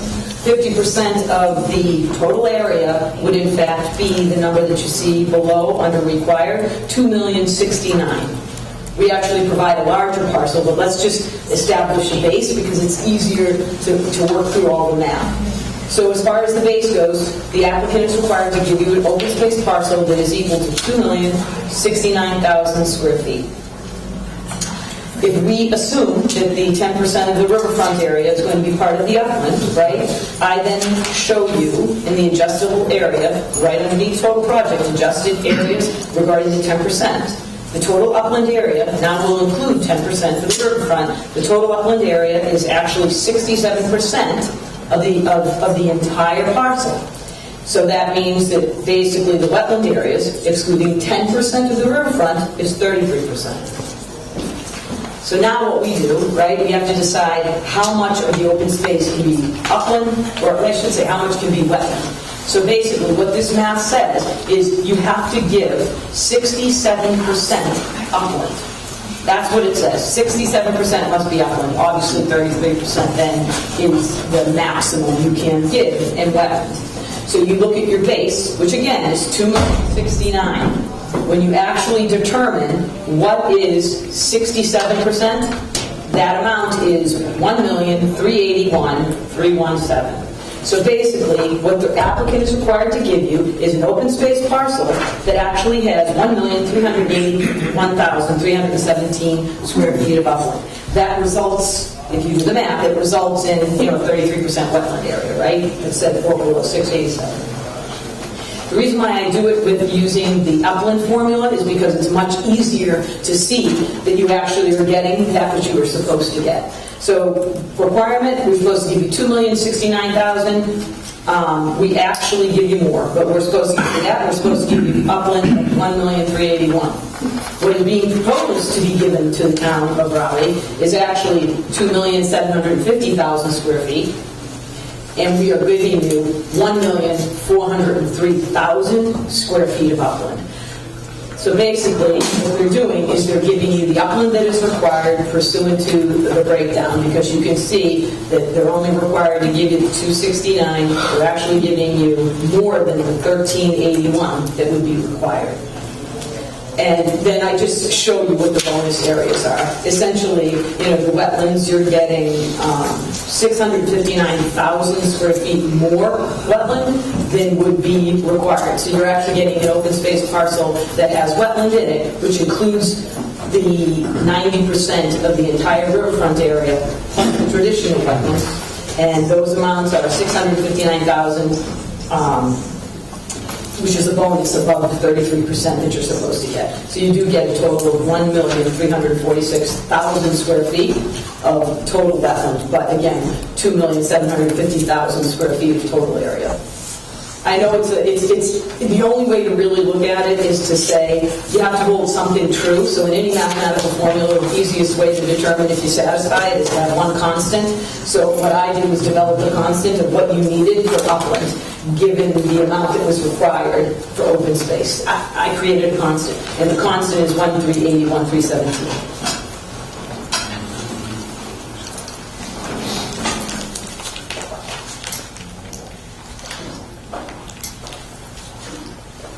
And if the way you get there is by including the 10% of the riverfront that we can use in the upland. Right, because truly 10% of the roof, yes. Yeah. And we had discussed that prior. Right, no, okay, and as a result of the conclusion you'd like us to draw is that with this we have a viable OSRD. Well, yes, what we do is we actually we don't meet the actual requirement, because when you look at the map and you say, okay, here's the open space parcel, how much of it is wetland? It's more than the 37%, way more, because we're giving you more wetland than we need to. Right. So if we gave you just what we had to, we satisfy the requirement. Yeah. I understand what you're saying. So, I mean, you're giving us... So it's a technical waiver because you have no choice because of the way the bylaw is actually written. Right. But yet we meet the spirit and the intent, I believe, of the open space requirement, yes.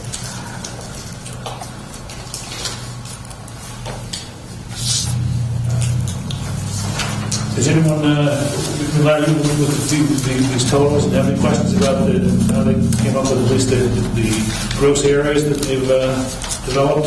Yeah, unfortunately I do. Okay. I'm sorry, these were delivered to me yesterday or the day before. I did spend some time on them trying to understand them.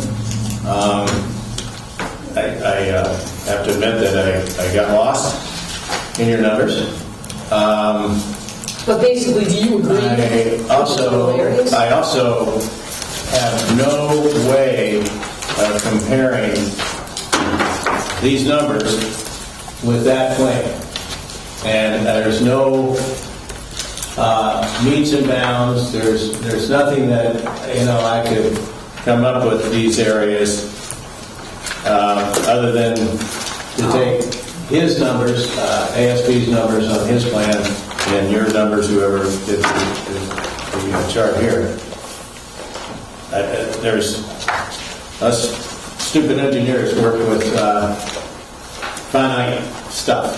So I have no closures. I have no areas. So your point is you can't verify. I have to tell you that I understand. So what you're saying to me now is that you have no way of saying that the total area is actually 4,198,000. You can't verify the numbers that has on that plan. Is that what you're saying? Okay. Yeah, and just for starters, at the very top, 4,138,200 square feet is 95 acres. Mm-hmm. The most recent plan that Donahoe did adds up to 85.7. I went around ASB's plan with Donahoe's plan and just went every bend in the river, every corner on every of the three parcels, and they add up to 85.7. So just at the very top, I have a question of this. Mm-hmm. I mean, this plan was February 8th, and I think it was brought before the board recently. I'm not sure this is a plan that they acted on for a Form A or something. But at any rate, there's three parcels on here that add up to 85.7. Do you mind if I just take a peek quick at that? Sure. I'm just curious. So I understand what you're saying. So you basically needed to verify that math. I mean, I have to tell you that I don't disagree that it's always good to do that, but an engineer did certify to it and he stamped the plan. So that's pretty compelling in general. Can you And if the board wants to accept that, that's fine. If they wish to have me verify, I need some additional information. I think I just wanted him to lift this to see. I think, I'm trying, it is the same meat and bone. I don't know. Yeah, the bottom. Yeah, no, I just wanted to see if we were talking apples to apples. I know that bottom piece was always, a question. Yeah, because it hasn't been. How big is this parcel, the most recent one that you... 23.7. But we added, I don't know that, so, you know what, I apologize for the confusion. It's hard when you have one guy doing the plan and then another guy doing the survey. You know what, Mr. Tompkins' parcel is huge, it's just a piece of it, I'm not sure. We need to have this engineer talk to engineer. So, but that's, I mean, as much as I see that as an issue, it's something we can verify with another review of the plan. So it's not as though we couldn't do something subject to conflict. Absolutely, I mean, because the point is, and I agree with Larry, I didn't realize you couldn't calculate, but at the same time, when Thad does stamp the plan, I personally, as a lawyer, and I put out this sheet, I'm relying on him because he's just certified to me. You know that's how I work. So I'm saying I relied on him. He's telling me he calculated. That was my impression. Mm-hmm. Now, do I have a problem with Larry verifying it? Instagram verifying it? Of course not. Especially with the top line numbers being so discrepant. But I mean, there's a reason. Yeah, and if there was a discrepancy, I'd assume that it would flow through everything. Sure. Because it would flow through all the calcs. But again, we would like to be able to be given some direction relative to the open space parcel so we can proceed, because clearly that's been kind of the dynamic, because we need to establish that boundary to be able to deliver the final definitive plan, and we need to discuss that length of roadway. When we had a site walk, we had done that plan to show you that we could loop the whole parcel at the point at which, the current road and improvements end, and everybody was pretty much in agreement that probably made no sense, since the fire department has said it doesn't improve any part of safety, that it's still safe as is, that it's still accessible, and that we did provide for enough elements that it wasn't going to be an issue for him. So we would still like to proceed with that. We did on this plan mark out what all of the lengths of the road were, including all the way to the end of that cul-de-sac. So we would love for the board to entertain, ask questions, and then be able to proceed. So a couple of weeks, at this point we go by months in this case, we discussed it and took a vote on a waiver, but that was for the yield plan, all right? When we did the yield plan, that was something that Mr. Graham brought up. We did the yield plan, I think 2 meetings ago. All right. And when we had done that, we had discussed the quality of the yield plan and whether or not you granted a waiver to a length of road. And we all discussed, you really don't when you do the yield plan, and that was what was contemplated during the vote. That Mr. Graham had presented to you, section 6.4.2. 6.4.2 is not the yield plan. That's a subsequent provision. What the provision says, actually, with regard to yield plan, is you're supposed to approve a yield plan that demonstrates that these particular lots could be developed potentially in compliance with subdivision rules and regulations. That doesn't say that they comply with, all of the regulations and the terms, because quite frankly, a yield plan doesn't do that. It doesn't even come close. It's simply, this is the most that you could possibly do. And what the board said when it voted was specifically, Jill, no matter what we say tonight, doesn't mean we're giving you a waiver for your length of road. You'd like us to say that tonight? Tonight I'd like you to say, you know what, we've had the conversations with the fire department, we went out, we saw the site, we had you actually loop the road to show what a loop would be.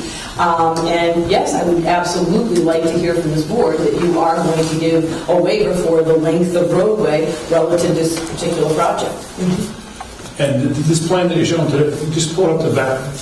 Did the roadway length change at all since you've gone into this little... We actually, no, so what we've done, if you have to... Yeah, there you go. Yeah, so that's as long as a roadway would ever be, if even that long. So the point of at this stage, I am looking for more of an approval of a concept plan and length of road, and then when we come back with a definitive plan, to the extent that it substantially changes. So for example, say, I don't know, I do something really crazy and I try to extend that road, that would be a substantial change. If I shorten it, all the better. But we are definitely looking for a waiver that would come in and actually have the end of the roadway be that 450-foot point at the end of that. Into that cul-de-sac. Yeah, it's a loop road. So that's the longest distance you... Yeah, so it actually goes, so what I have to do is mark each point. I apologize for that. I have to mark each point. So if you go backwards, it goes 450 from the end of the cul-de-sac all the way up to the loop road. And then, I go by the distance that goes straight across. That one goes up, and then it hits, see where it says 2,044? Yeah. Okay. So it would be 2,044, that 290, that's the distance. So it's about 900 feet from that point down, and then 450. So we're going backwards, that's why it's hard. I guess what I'm trying to get is from you is, what's the distance of the maximum distance of a roadway? 344. I have it written down and managed to leave it somewhere. And we have two potential things. Rough answer based on that plan here. This 2994 down here at the bottom. Plus 450? Plus 450 is the furthest point from Weathersfield Street. From Weathersfield, but... Yeah. And then one road to, one road to get there. But we only have to measure the length of the cul-de-sac from the end of the public way, right? Well, that's up to this board. So basically, I think that what you need to do, can you start at the beginning? Okay, so right from the beginning of the road where Taylor Street meets Weathersfield, and then coming in, you see the first crosshatch? That's 1,260 feet. That's where the road basically is developed up to. Okay. The road itself then continues for about 2,000 feet out to Eric's property, but 1,260 is that point where the road is no longer approved. So then you go from that point, and then you can see it extends another about 800 feet to the 2,044, right there. And then it's like 340. Then it goes from that 2,044. If you go up Kirk, make the plan move up. There you go. Then see it goes 29. Yeah. That's why. So if you had 450 to that. Okay. So from Weathersfield, you're about 3510. You subtract the 1,200 that's already Taylor Lane. You're about 20, the total distance of the length from the end of the existing developed layout is about 2,300. Yeah, because it's 344, 1,200. Yeah. Okay.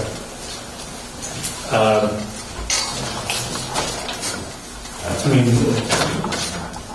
the issue of where the cul-de-sac starts is really a legal determination that we should a lawyer who could help us with this. So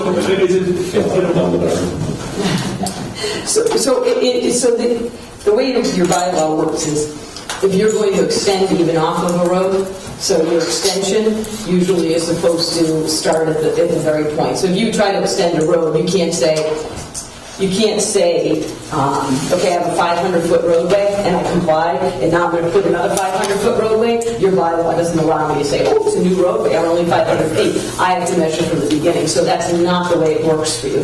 So notwithstanding the fact that we have 1,200 feet, and this roadway actually, if you can see it, the road itself, as on the plan, goes all the way down and cuts off. You can't see it there. It's really, oh yes you can. That's the dark mark he makes. It's like a dirty mark. That's the road. That's the existing road. Yeah, but it doesn't exist on the ground. It only exists on paper.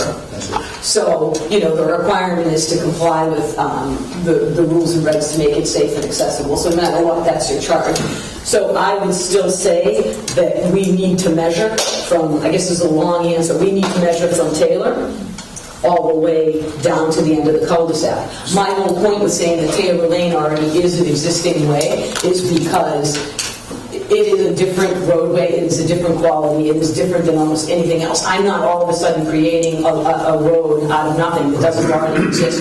That road exists. If I wanted to improve it all the way across, by right, I'm entitled to approve a paper road all the way. So that's how you kind of differentiate. I gotcha. So, two issues. Which one would you like to try to work through? You've given us a fair explanation of how we get to the open space calculations. I think at this point, does the board, aside from the very big question about whether Larry can certify that the numbers match, Oh, I think that would be. I mean, that's just a matter of getting the plan and seeing the numbers. We absolutely agree with you. Any agreement with regard to open space would absolutely reasonably be conditioned on Mr. Graham confirming that Thad's numbers are correct. I have no issue with that. That makes sense. given that they've demonstrated, with these numbers that you meet, it seems like we're at a point where we can accept it. I don't have a problem with the concept of the Well, actually, I'm talking about the open space at this point. That's a Larry problem. Okay. There you go, Larry. Through high school, I'm much better now. So, You accept it? yeah, that's.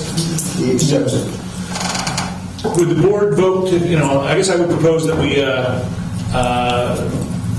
vote to accept their numbers subject to confirmation by the engineer.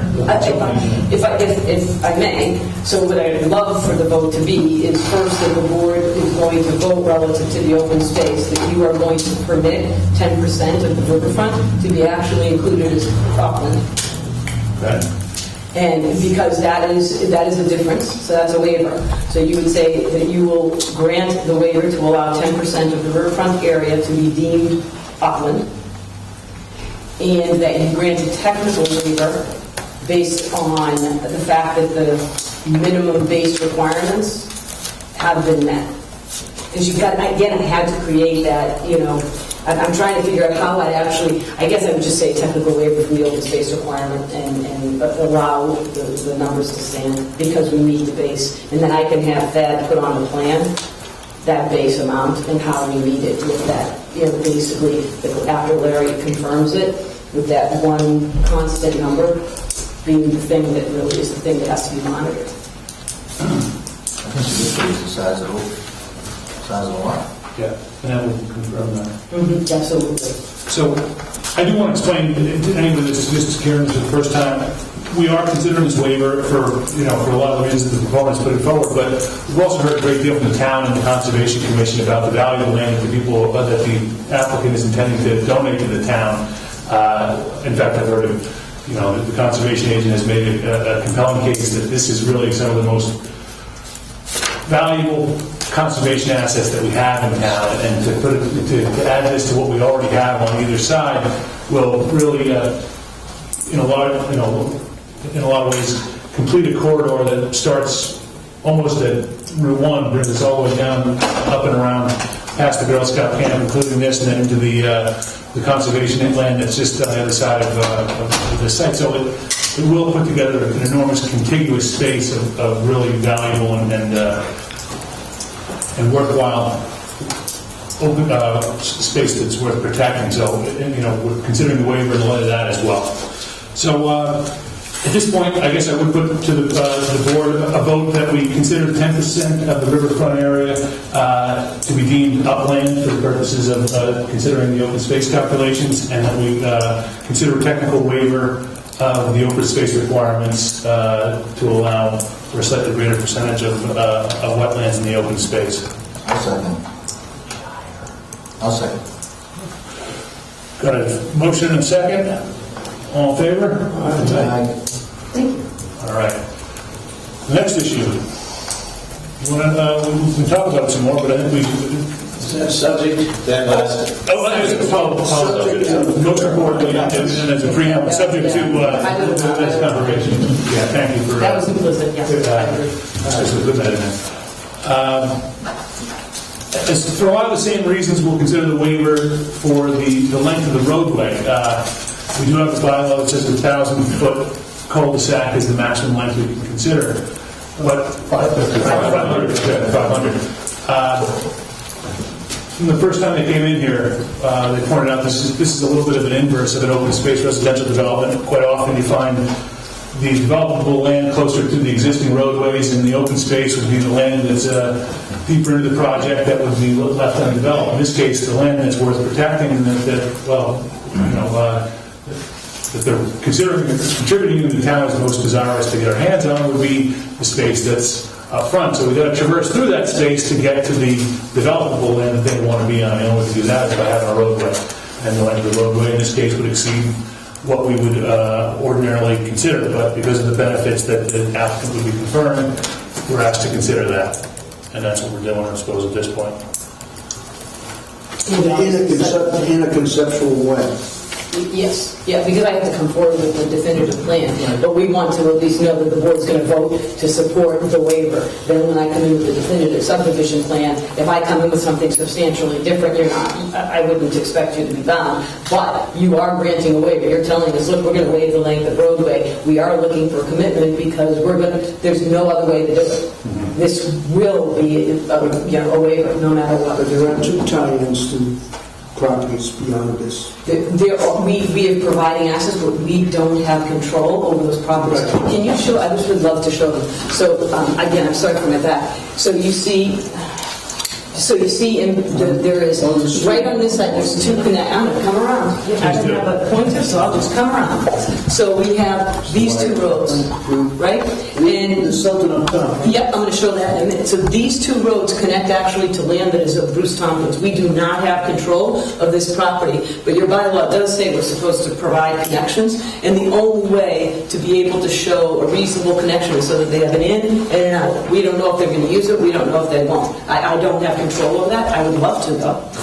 So eventually, this could be potentially developed. We like to show them on plans so people buy. They're not shocked if we hold a lot and then all of a sudden it happens. That's why that's there. Now, if you would slide a little bit more. Okay. This is by law. I have no choice. So this is an easement, right? Or right of way. So the people who have land here and here have the right to rely on the existence of the paper street. I cannot cut off a paper street under any circumstances. I can reroute an easement. So I can say, you know what, instead of having an easement across the back of these properties, you have now an easement to traverse this road and come around. So I am rerouting that easement here, and I had to provide for an exit point that met where that ended. That's why it's there. Gotcha. And if you notice, I provided in this format because this road was horse and buggy road. It's 12 feet. So we basically only provide for a very small exit point. Now, I understand. See yes. This great thing that looks like an upside-down tree. Oh, that's all the roads. So, Rob, isn't this all like the existing... It's the existing logging roads. Yeah, all the logging roads. You know, they went in, they cut down all the trees.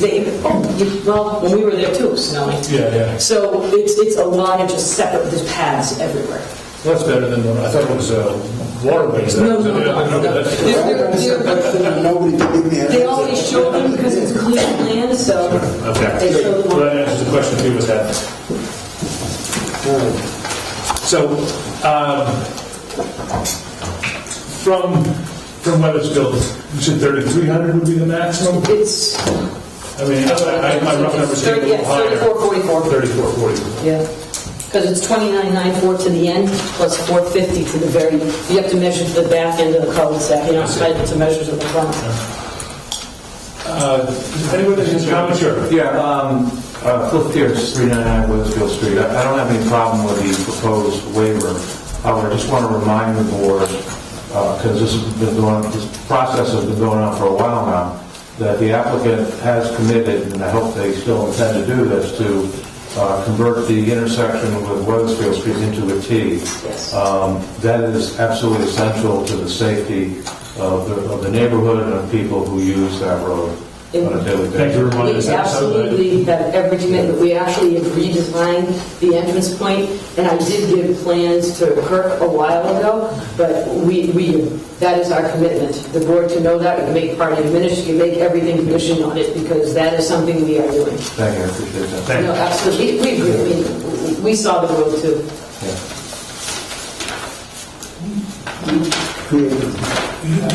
Just all right. Well, Phil Town, 22 Bennett Hill Road. Will there be any traffic studies to go along with what's going on where the road is going to be turned into a T, as well as up at Route 1 where traffic is going to also be a bigger issue? at this point, I mean, I can tell you, I think it's unlikely we'd ask them to look at the Route 1 intersection. As much as I understand it's going to have an impact, it's just too far removed from the site to ask them. You're looking at 40 to 60 cars additional coming from there onto one project. Yeah, please, go ahead. So we have a report, and our report it'll definitely, so what you're required to do when you do these reports, everybody does the same exact thing. You look at all the major intersections, and we do show the impact, and believe it or not, 40 to 60 cars doesn't even have an impact. I know it's hard to believe, it doesn't. But we do show it. We actually go through the intersections, and we know that this intersection is an odd one with, the complete turn, despite the fact there's no stop signs, and that's why, we addressed it immediately with Cliff. With regard to the Route 1, we talk about it, but the report actually concludes there's literally no impact. So, yes. The short answer is we look at all major intersections, believe it or not, even the Route 1 one, and you will get that full traffic report. The reason why you haven't yet is because we actually need to know how many lots in the road before we actually do it, and we wanted to make sure we had the T and all of that. So now we've actually revised our traffic report, and we are going to submit a definitive subdivision plan in place of our preliminary plan to you.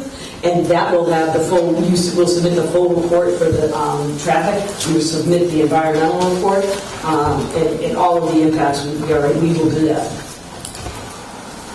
Good, thank you for, we hadn't discussed whether we actually require a traffic study. We sent it here. We don't do a full traffic study, like with the bump things and the traffic counts. We don't do that, but we do a traffic report. Okay. Well, consider, but that sounds like... Yeah, it's a good thing to include in your package because it just supports our application. Is there any other comments from any abutters or members of the community doesn't look like it. So, for all the reasons that, conservation supports this, I think it's a worthy project to consider. I think it's a waiver that's reasonable given those circumstances.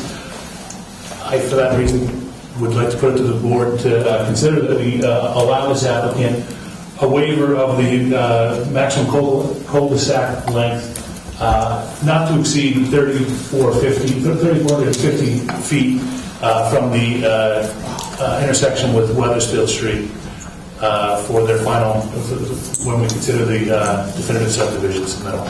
Second. All in favor? Aye. Perfect, thank you very much. Okay, well, thank you. So just for the purposes of the board, I don't know how you want to handle this for your, procedurally, you have two choices. There's a preliminary plan before you, but we just do that so that you can see what we're proposing in general. I don't mind if you want to vote on it. I don't mind if you withdraw, if you want me to withdraw, because I'm going to submit the definitive plan within, I don't know, Rob, what do you think? 6 weeks, we'll submit the full definitive plan now that we have those two labels. So it is completely up to the board whether you approve the preliminary or if you don't approve it. Actually, I'll leave it to Kirk to tell whether do we need to withdraw it? It's a preliminary, it's not a... I just submitted it because it allowed me to give you all that other information. That was the only reason I do it.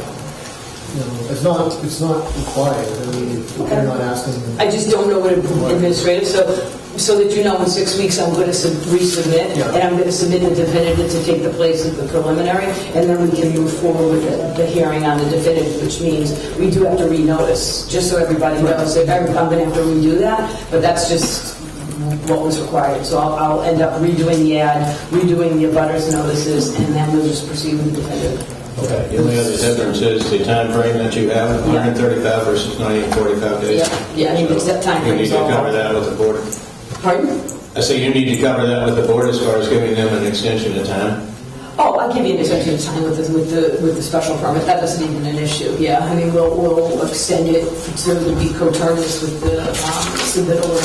The special permit, It doesn't really run until you close the hearing. Yeah, we got to close the hearing. Right. So as long as the hearing stays. In fact, It's 90 days after you close. So, Yeah. but some people, every board is different. So if that's something you want, I never have an issue. It's going to be coterminous. It's going to be that you don't need it. procedurally better if they Yeah, the definitive definitely has time, but you're not allowed to do a special permit. So we'll be advertising for a public hearing for the definitive plan and just have a continued session of the OSRD special permit at the same time. I think that would procedurally be better. That's fine. All right, well, then I'd go to continue this hearing. It sounds like I would prefer, if you don't, I would not want to continue it to your next meeting. I was saying, no, If it's no, still no, your no. agenda. Right. So whatever meeting you would have, that is at least 6 weeks from today. I don't know how do you run the... April 10th, and then, well, it We're kind of depends. considering it fourth week of the month in April. Well, actually, I mean, are we gonna, maybe we could talk about this, like, for this, starting in April and maybe through the summer, at least going into the fall, like 2 meetings per month. I mean, with an agenda like this, I think we've reached a point where this is a bit much for one meeting. And if we actually know that there's a second meeting coming up, I would have the option of letting applicants know that you don't have to get on the first meeting of the month. You have the option of getting on the second meeting, but we have to actually commit to a day, perhaps in the fourth week. With the fourth Tuesday. Yeah, like the fourth Tuesday or something that everybody can agree on. I know, that's what It's the 23rd.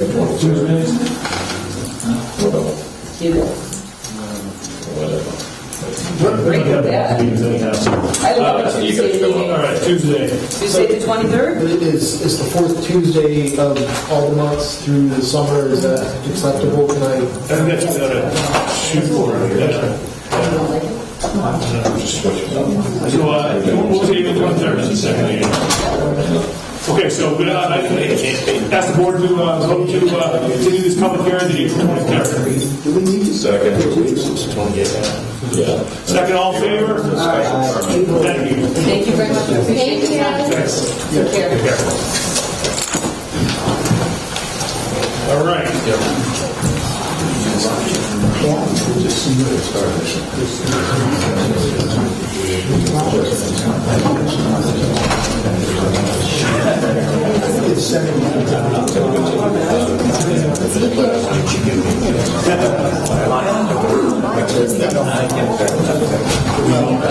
This crazy meeting today.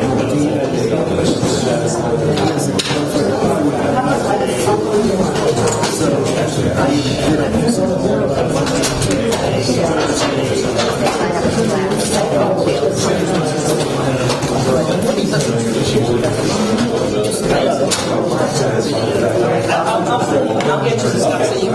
I appreciate everything.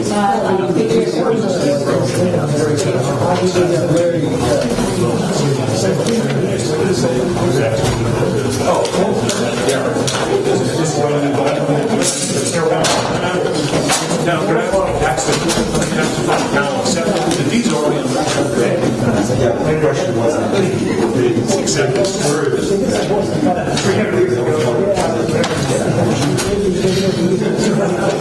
But it's already on record, so it's a municipality. It's kind of hard to say a deed here. If getting something to somebody isn't a good deed. That's what I don't care.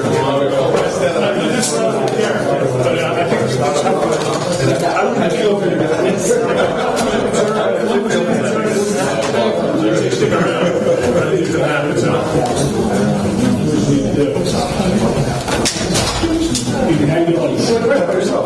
Good. So, special permit site plan review for marijuana operation, medical marijuana dispensary, the old way, Cape Ann, 300 Newbury Court Turnpike. I think we've done the site visit. We've had Mr. Graham look at the plans. We've discussed your alternate parking. We've looked at the lighting plans. Gone through it all, I think. We have. Is there any changes that we're going to need? Revisions to the plans since the last meeting? Yeah, Larry has already reviewed them. I think we submitted those to Kurt and the board. I think we've dotted all the i's and crossed all the t's that were recommended. Okay. Can you confirm that for us? It's a chance to take a look at it, but if you can tell us what where we are. Site plan wise, I'm fine. They did modify, Griffin modified the site plan, and I sent the board a letter on March 4th. Basically says I recommend the board accept these site plan drawings in conjunction with any approval consideration subject application. I did have some comments which have yet to have been answered. It's not going to probably make a bit of difference because they relate to the parking. But in the last traffic submission or parking submission that the TEC did. Yep. I don't believe that, I believe they omitted actually the land use code 882 for 2,500 square feet R&D in their summary table. So, but he's not here tonight? He is here. Oh, he is here. Okay, good. We're on the team. Good. Hopefully, did you have this letter, George? Sam. The letter from March 4th, I have not seen anything. Oh, correct. What's the comment now? Well, here, Sam, let me just give it to you. Just this last paragraph, the first one on the that sheet, maybe we can get that squared away for now. And then within that same letter, I made some recommendations to the board of things to include as conditions of approval. Great.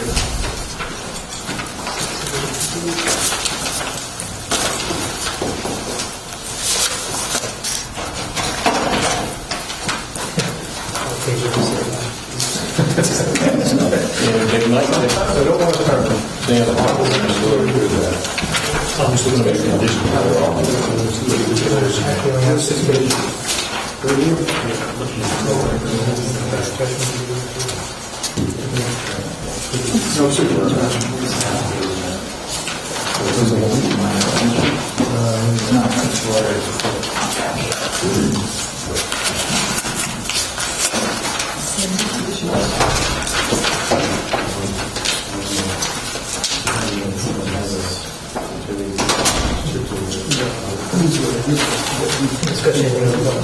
Yeah, no, that's okay. I think we got everything else covered. Hopefully.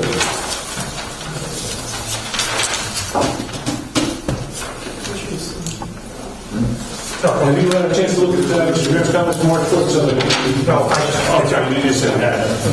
Well, you know, like... Yeah. I didn't have a chance. Good. I'll check that. I still look at the conditions we have a chance to. So the conditions start from here. Great, I'll look at that one. Thank you. Let me swap with you. That's out of the packet, and then put that down. Well, before I speak on the record again, I'm Sam Gloria, Senior Traffic Engineer at TNC.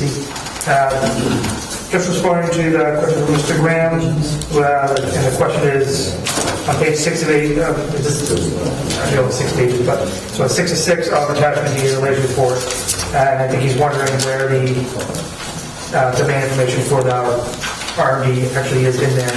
So for what we use for our parking demand calculations, which is the Institute of Transportation Engineers parking generation manual, just industry standard manual, 4th edition, 2nd to 5th edition now, that came out about a week ago. But in that particular one, there is no R&D parking requirement manuals because there's not exactly no laws around the country that goes down parking count. So we've included that square footage as part of the general retail under a shopping center, so it's a more high intensity use than the R&D actually would be. So it actually qualifies inside the square footage of the actual 820 land use for the parking calculations because there is no R&D under the parking generation manual yet.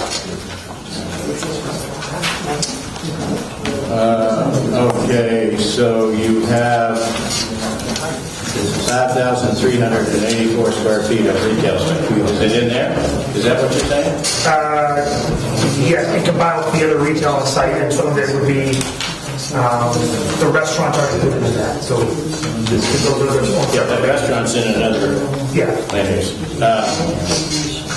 Well, I don't want to get too much into the weeds on this with the whole board. But I went through the numbers, Sam, and I probably will disagree with you, but I think it's something we can work out just so the record that the board has on record is accurate.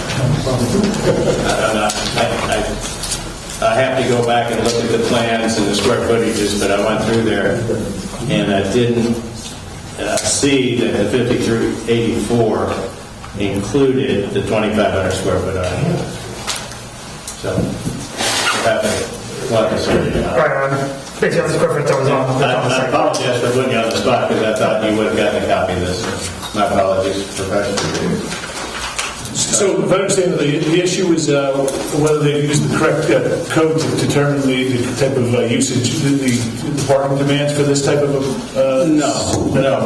What Sam is saying is that he incorporated the 2,500 square foot RMD in the square footage of retail space for the shopping center. Okay, I got you. And I'm disagreeing that, at least when I went through this, I didn't see that was included.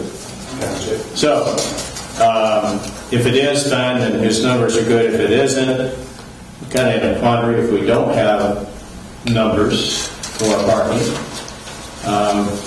But it's not going to make any difference. You're either going to, as I said in a previous report, you're either going to approve this based on the parking that they have and a parking mitigation plan that you've asked them to draw, overflow parking mitigation, or you're not. Right. So then it sounds like, with that said, we have enough information to make a decision on that. Perfect. Hey, did we close the hearing last time? Okay. Is there anybody here today that has any specific questions about this application? All right, well then, I think I will Make a motion to close the public hearing. Second. All in favor? Aye. Okay. So, gentlemen, you had a chance to take a look at it. I know you haven't had a chance to look at the whole, I apologize for that. That being said, I give you a chance to take a look at the conditions. So, we've reviewed everything about this proposal. We've been to the site. We've had our technical agent do his review. We've incorporated most of our changes, and I think at this point, at the point where we would consider approving this subject to incorporating some of these conditions that are set forth in Mr. Grant's proposal.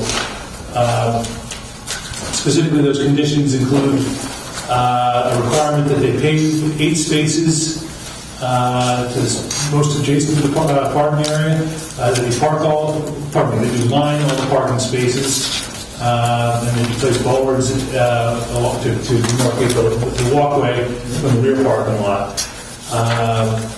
You have a requirement amongst your employees that they park in the rear paved area, not out front. That you requested the Department of Transportation allow you to place a sign advising drivers of southbound traffic. We also have a requirement that you come to us if you have any exterior signage that you want to have approved.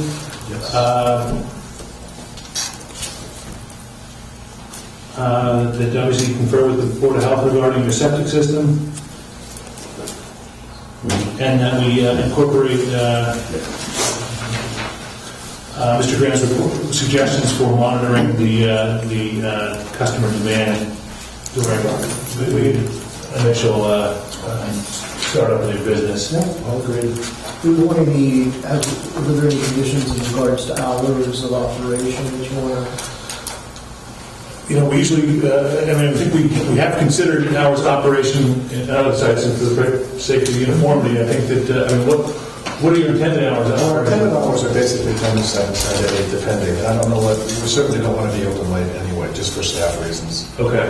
So the goal is to be closed 7 or 8 o'clock, and I think depending on what the board is comfortable with, we can adjust that. And late nights, is there going to be? No. Yeah. Later than 8. Any reduced hours on Sundays? Yes, we'll probably open a couple of hours later and probably close a couple of hours early on Sunday. We have the CBD stores and we're doing that now, and it works really well. Okay. It's just a matter of letting people know. If we set 10 to 8 as a condition, would that be stepping on toes? That would be fine. No. I'm curious, the other medical company was trying to get one. They said that everyone's, like, it gets buzzed in. They also haven't signed a waiver saying they're not going to be smoking or hanging out on the area.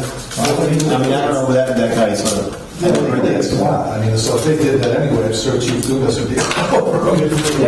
So I don't think that... Yeah, they can't. Yeah, it's against the law. Right. I don't know. Yeah. The commission did like that. Just a different... Right. Just like having a sign in the liquor store, basically, they're not going to... Yeah, you can't. All right.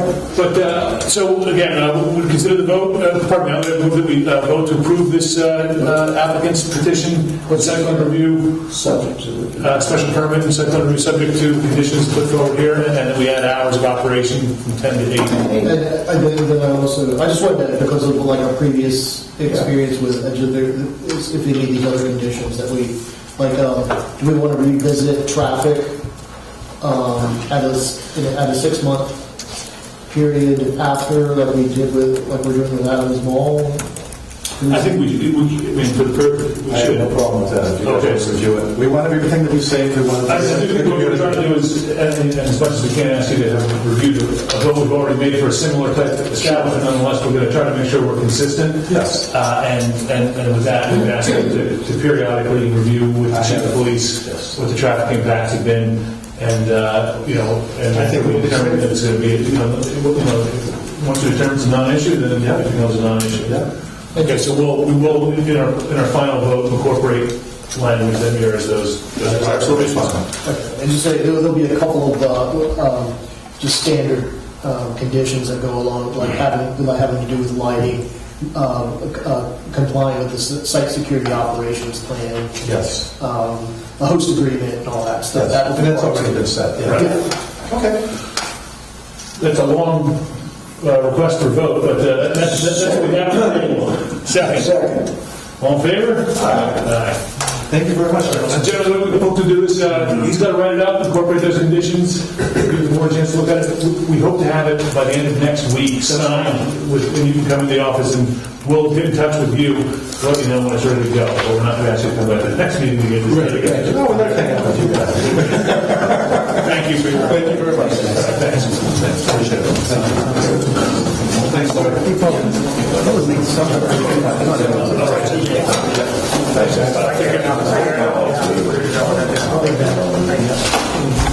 Yeah, sometimes they could do a little. We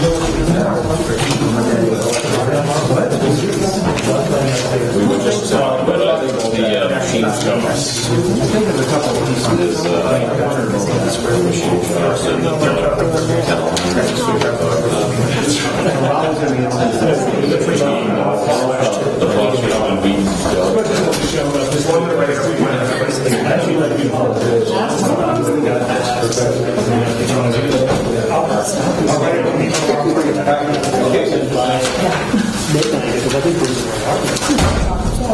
Midnight. We're going to be at it by midnight. It's half 10. We've been there till 11. All right, so thanks for your patience, gentlemen. Sorry we had a long meeting. But next item on the agenda this evening is a special permit site plan review for retail marijuana operation at the medical marijuana dispensary in Eastern Memory at 64 and 31 Turner Road. So, good evening, and how you doing? What can we do for you today? Okay, thank you very much. I'm Bob Carr and Dave Miller from New Jersey, Massachusetts, and Steve Sawyer, engineer. I guess he'll just jump in with a modification. Please, yeah. To the plan. This review, but I know we've been over this last time. You moved the entrance of the site to the north, right? Yeah, move the site. Yeah, move the entrance to the north. Excuse me. So as far there was some the comments from Larry Graham. There was most of them are minor. One of them was the lighting. So we added lighting to the rear building to light the rear gravel parking area to that existing building in the rear. I provided light specs on. He'd asked for light specs on that. So it's just a wall pack, LED wall pack. That'll be affixed to the building to light these areas. So we have 2 in the front, 2 in the side, 2 in the rear, and then three wrapping around the building. He had asked for the location of the existing septic system, which is now shown on the plan. It's in the rear. You can see it in a screened area here. It's in the rear. It's under a paved area. It's under pavement now and was subject to truck traffic. So we assume that it's sufficient. It's been operating in that manner for quite some time with heavy truck traffic. There was some discussion about the time frame as far as the parking. the turnover. One thing that I did do is I happened to be up in Colorado last week, and I did observe a dispensary and talk to the people there a little bit. And actually, it was in a town, Frisco, which is near Breckenridge, which is a lot of tourists there. Said the tourists who aren't familiar typically is like 10 to 20 minutes. And then the locals, the regular consumer. The locals come in and out. So it seems like 20 minutes max. He thought was for the people who weren't familiar with it as far as the turnover. So with that, given the peak traffic, we feel that the paved area is sufficient. Particularly during normal operation, by the time it gets open, I would think seems like no one knows. But one thing we do is we have all that extra parking in the rear. That seems to solve that issue of whether we're going to anticipate anticipate as to the volume. If it's there, you'll have some place to put them. Yeah, and we did put together a traffic mitigation plan, which will be part of our plan. We also sat with the chief, Dave, and I, and went over the plan, and he endorsed the plan. So So then as far as he commented on dumpster location, these facilities generate very little trash, so it's just a roll off basically the hopper thing to roll, and that would be we'd set it in the rear there. We provided snow storage areas in the rear side and such. And then as the board had requested, we did hire Kim Turner Design out of Newbury. She produced a landscape plan by a registered landscape architect that's been submitted. So we have the trees up front, a couple river birch to the side, and one tree up in the front there, and then some of the planting around where the wheelchair ramp is and such. So at this point, I think we've pretty much covered everything as far as the site plan goes, and I think we've got the parking under control. I feel that we're ready to roll here. Did you go over the terms of the traffic mitigation plan?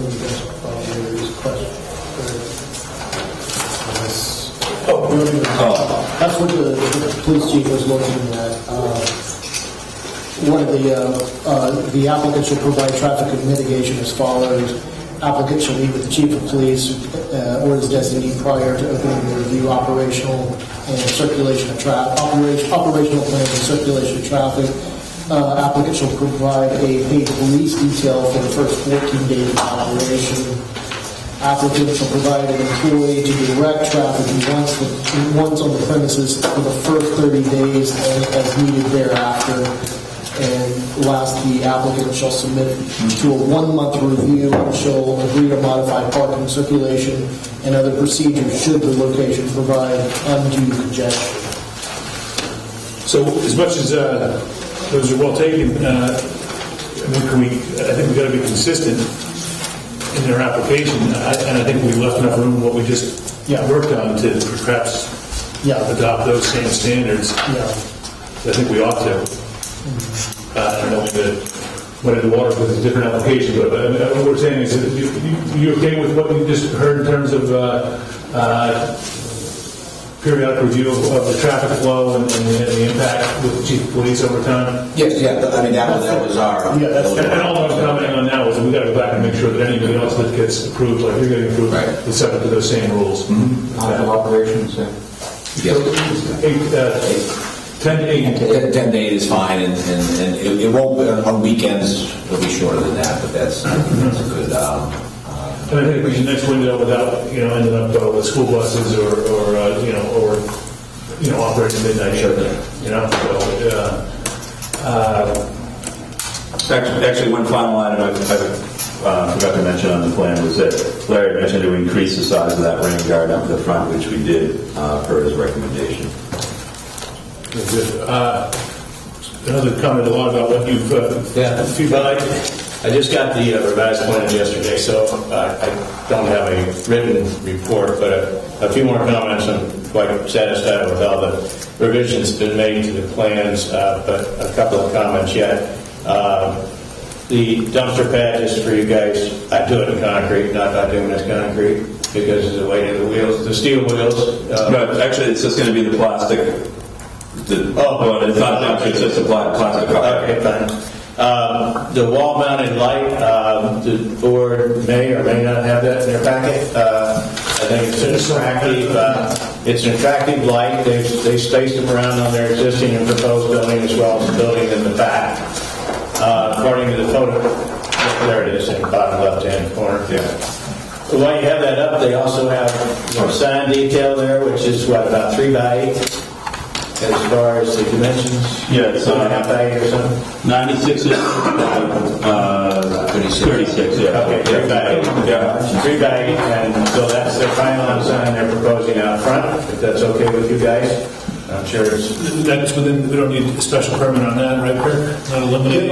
Is there any lights on that side? There is not, it'll be illuminated from the ground, it's not illuminated within, if that's what you do. Currently, the current sign, the pylon sign is illuminated from, it's an internally illuminated sign which should be removed, so much nicer. That does require a special permit. Yeah, that one's coming out. Well, here's but that one's coming out, I think, and I think we can get beyond all this, but I do think any illuminated sign, even upward mounted, would require a special I permit. think upward you guys are. And I know here's the problem, it's not, it hasn't been down force, but as we move forward, we're trying to, on a new project, we can't support the non-compliance. So what we're saying is, I mean, we're not just standing away from it, but we do need to come back with a special permit on the sign alone. We're putting a light to it. Maybe putting a light to it. Okay, the sign itself is fine. Well, as long as the zoning official approves it, he's the one who would issue. But the dimensions, Yeah, dimensions are fine, they fall within limits. So as a matter of right on that side, you can have that sign as long as it's not illuminated in any way. When it's illuminated, then you have to carry a special permit. Okay. Back to the wall-mounted light. You gave me a photometrics? Yeah. No height. Or I couldn't find it. It was 12 feet. It was on the photometric. It had a height, the wide dimension. It is, okay. Yeah, 12 foot. So 12 foot minimum. Yeah. It's still going to be dark, as I'm sure you look at back in the back corner. It's back corner. Southwest corner.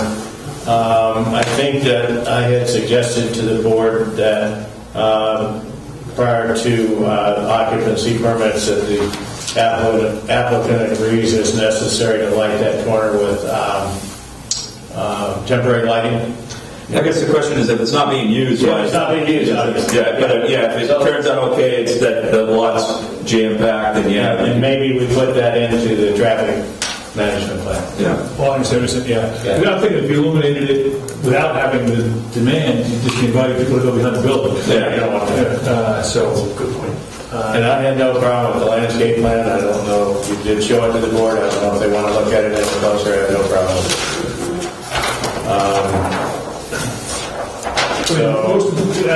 And you mentioned generally what you're doing there.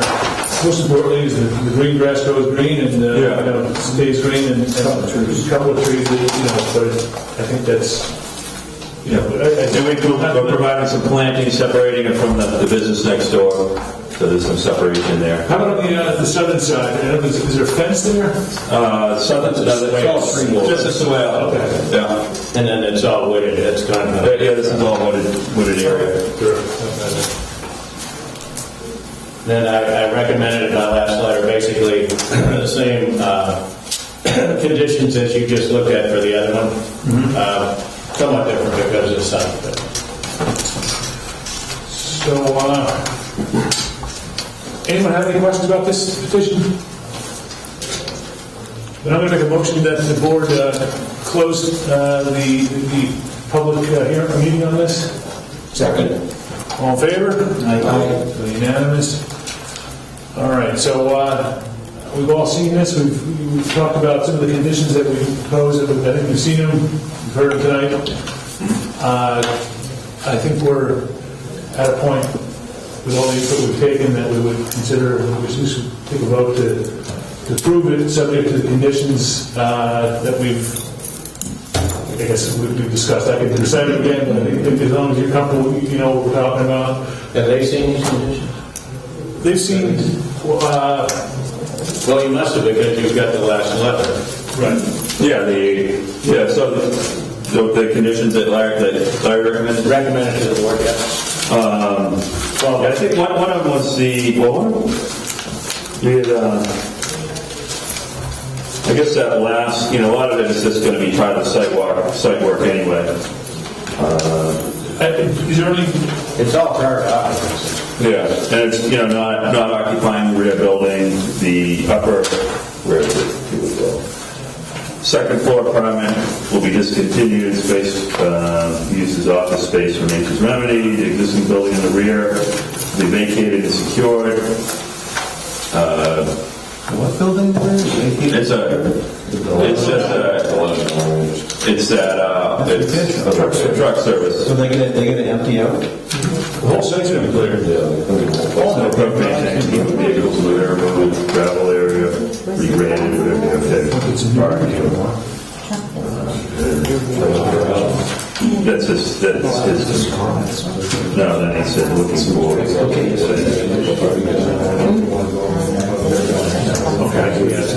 But yeah, the last, condition 12. 12, yeah. Condition 12, I think. Well, I think that's a good start. And it's before, it's all these conditions before you get occupancy, so that would just go right into that, and then maybe we add in the lighting if it's necessary. Yeah. So I guess the question is, the maximum number of appointments. So this was talking about scheduling. Okay. But that was our traffic mitigation plan, which offsets that, we're assuming. That's right. Yeah. Okay. I think that's fine if the board agrees to it. I would like to take the vote we're discussing now, but I also feel like it's important that we take a look at those conditions. I just can't pull money out of it.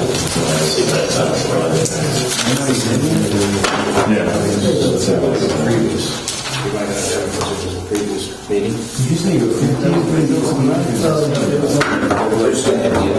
Oh, that was from the last. No, I didn't. They're not in here, I guess. Okay. Oh, you want to give that to the chair? Steve, would you mind if I just read it from the record? Because they've got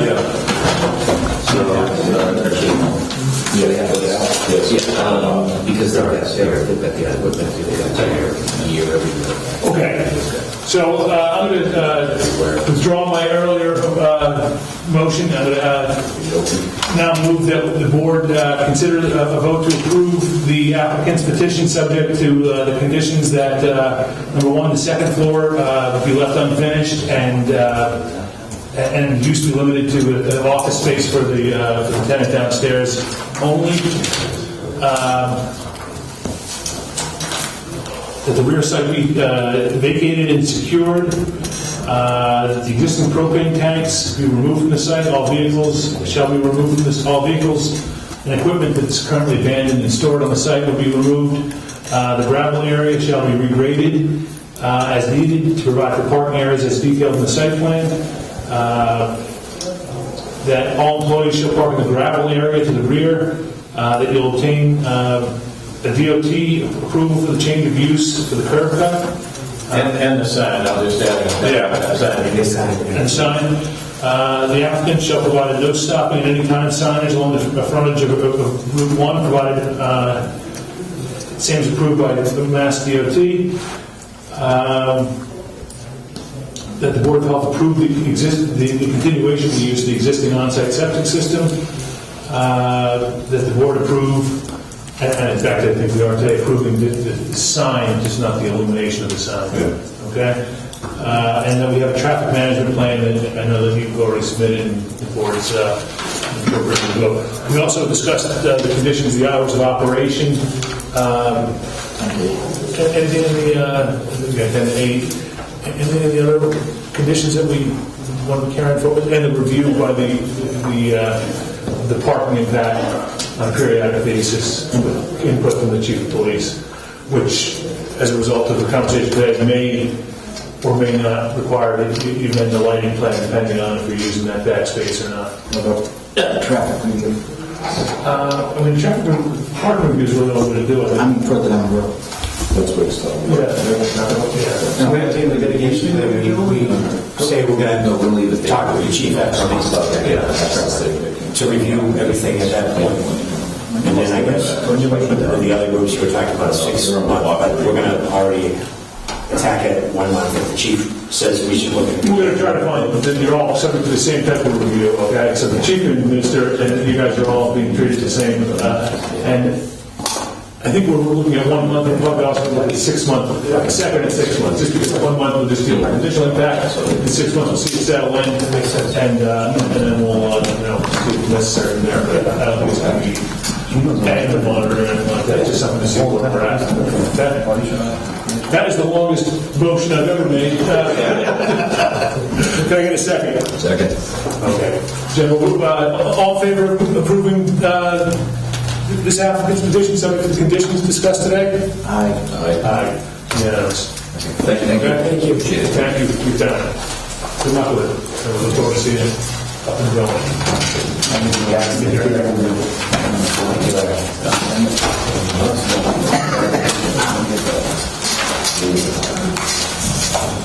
Okay, which brings us to the definitive subdivision plan for a 4-lot conventional subdivision at 623 Weathersfield Street in the outlying zoning district, or outlying zoning district. On this matter, I understand from counsel for the applicant, the petitioner has requested a continuation to the next meeting. Yes. And the applicant's here, so to confirm that, I would move that the board accept the applicant's request to continue, and then we can schedule this for a continued hearing on August, probably April 10th. Yes. Yeah. All second? Second. All in favor? I don't think I will. There we are. All right, so now finally we have to close the public hearing portion of our agenda. We have a request from Verizon they're requesting a waiver of the site plan review for their installation on an existing cell tower. They're adding another antenna, but they're not increasing the height, and they're adding a diesel generator and fuel storage, but they're not changing the footprint. So this is something we've considered before when they're not changing anything about the site, the physical attributes of the site.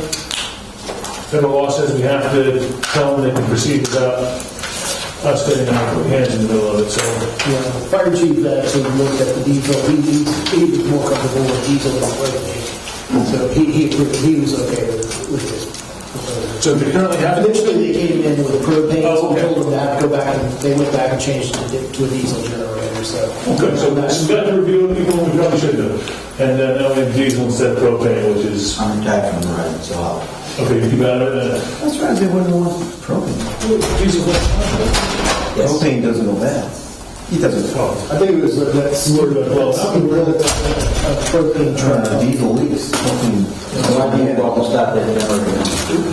Propane. So when we face these type of petitions, we really don't, unless we can see something that in the plans that demonstrates that they're going beyond the scope of what they currently have, we really don't have a lot of discretion to do anything other than to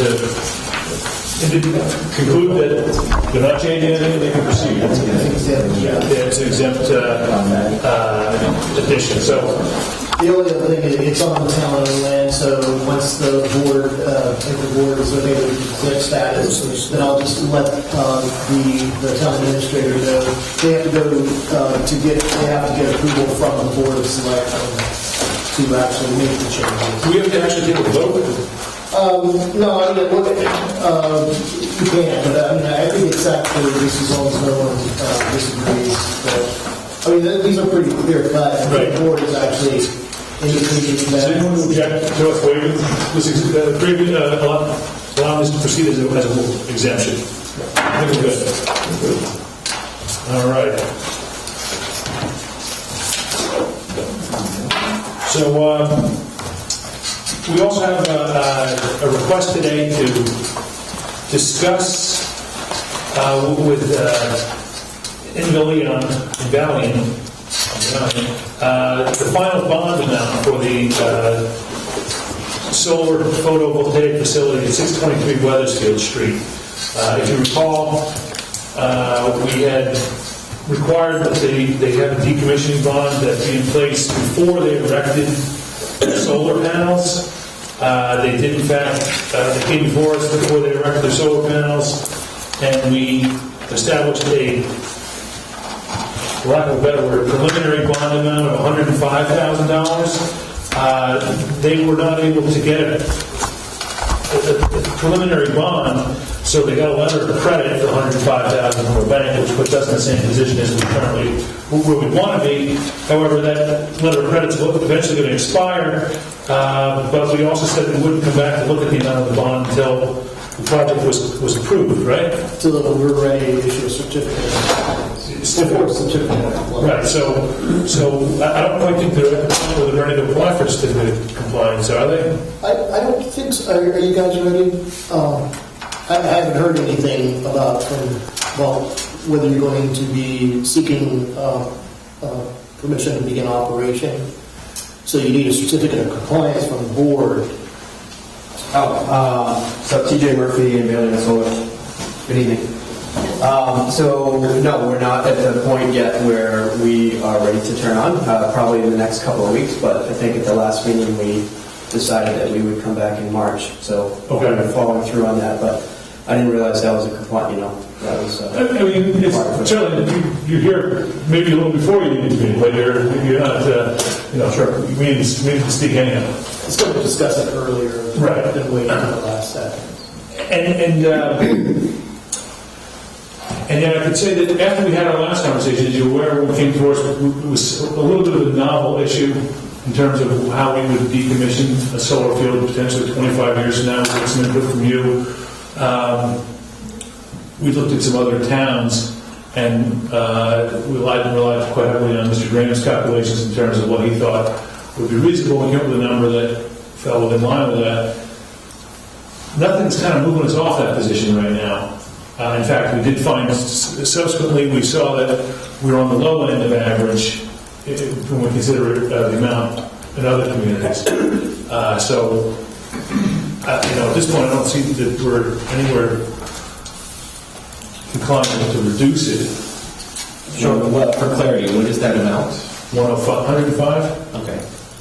All right.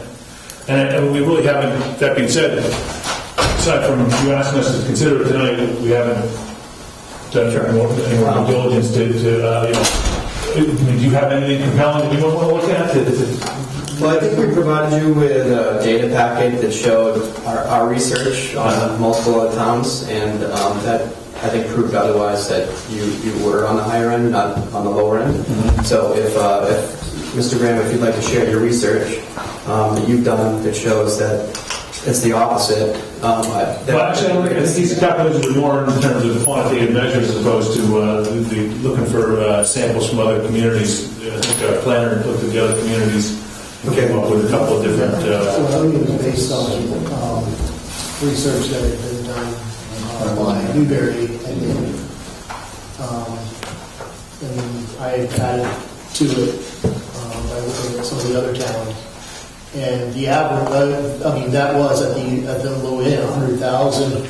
I think really when it comes down to it, 50,000, 60,000 per kilowatt is like slightly below the average. Megawatt. So for...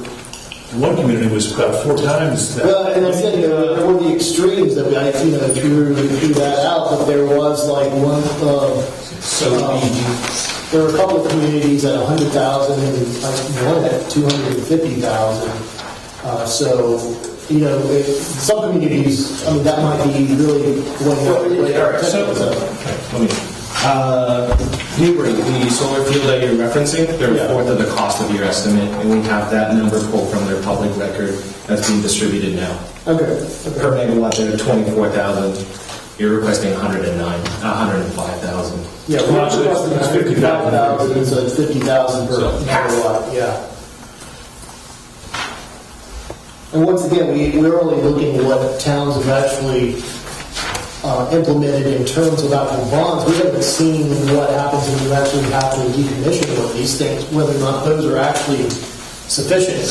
So some towns, may come up with an estimate and add, do a multiplier in order to test themselves. So we based our calculation based upon Massachusetts prevailing wage and what the state government sets for that prevailing wage with the inflated adjustment that they recommended, sort of following state guidelines.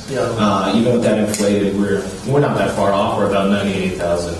So if we remain around the 100K mark, we'd be comfortable with that.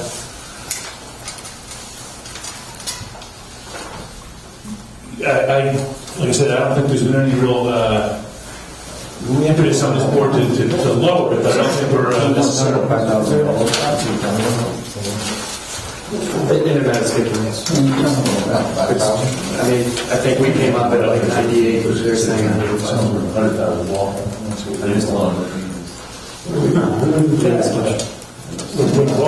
not the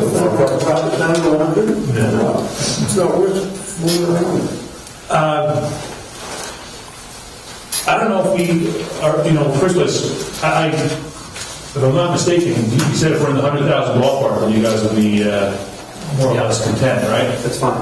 I can't say that we're going to vote on it tonight, only because we can, but I don't think, I think we're in the same ballpark, and I don't see any reason for us to go higher, but I also don't necessarily, I'm not persuaded one person, but so far not seeing a lot of persuasion to lower it any either, but I'm not saying we're going to jump up. I kind of like round numbers, 100,000. 100,000? Round number. Well, more effort to change it, isn't it? That's what well, Nothing is set in stone, so what would you be changing? just the gross number, so whether it's 100,000, 105,000, at this point, That's just a word, though. It's not based on anything. I guess just prove a point. well, so right, but there was a suggestion that we lower it, and I'm suggesting we keep it where it is because it is the result of a quantitative analysis. Your quantitative analysis is flawed, but we will accept 105,000. That's fine. And with all due respect, you can tell me that his analysis was flawed, but his analysis wasn't based on average, it was based on quantitative measurements of what you have. State of Newbury, and I just presented you the evidence that you're dumping Newbury, so we can accept 105,000. But I will say this, the point what I'm looking for that we assessed. Sir, I'm going to ask you to please listen and hear me out. The first thing I said to you was, Mr. Graham didn't provide us an average or an analysis of competing communities. He did some groundwork and determined how much it would cost to decommission it based on what he sees on the ground. These are averages based on community. The quantitative analysis I'm pointing to, that I'm saying is the result of the $105,000 determination, is what we're relying on because it is the result of an analysis and not just the result of an average. Okay? So, but that being said, I guess we'll have to come back and look at this when you're done.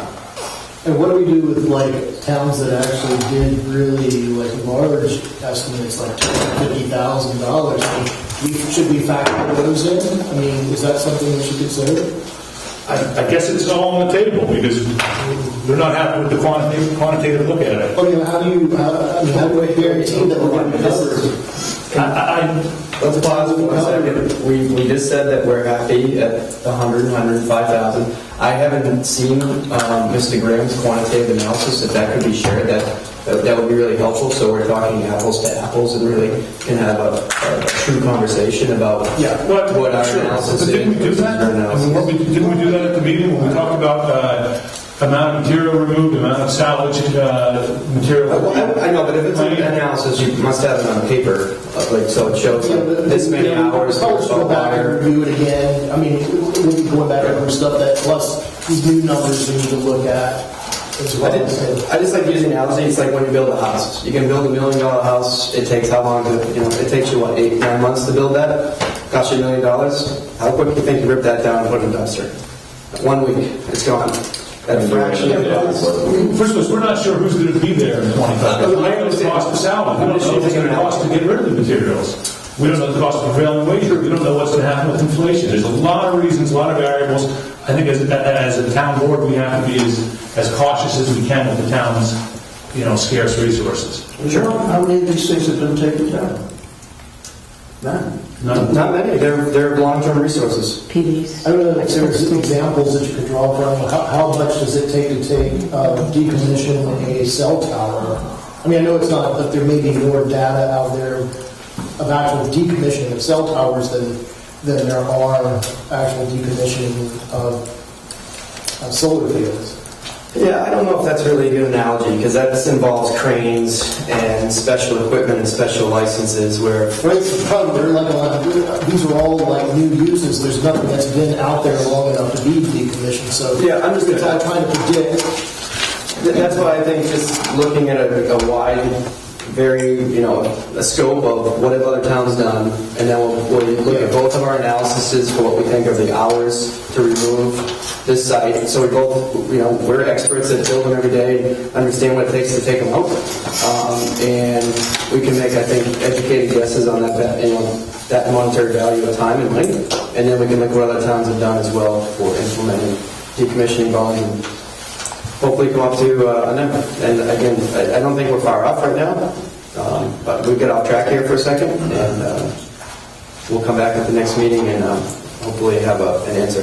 And Mr. Graham, maybe we can just work together between now and the next meeting to... I have no problem. I'll give you what I gave the board previously. I'm not going to do any more work on it unless the board asks me to. I'd also remind you that we haven't had a subdivision here for a long time, but a lot of times in subdivisions, I'll come up, or the engineer will come up with a cost estimate to finish the subdivision, and it'll be bonded. And a lot of times there's a factor of 50% or double added by this board and many other boards, and that wasn't done in this case. So take that into consideration if you want us to do a lot more work.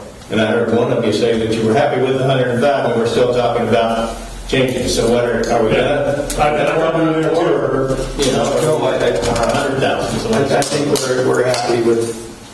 We're in the ballpark. I mean, I'm not going to quibble over $5,000. Right. Especially that's not the bond amount for that is different than the actual value. Right. All right, well, very good. Then, I do think that's where we're at. So I guess we'll see you again when you're able to pull the request to proceed with compliance. Yeah, hopefully next month. All right, very good. Good luck. Thank you. Thanks. Do you want to put us on the agenda for next month? We don't have to do that through schedule that tonight because it's not an open meeting. Okay, So we can contact call her. us and arrange for that. Okay. Okay, thank you. All right. Thank you. Good night.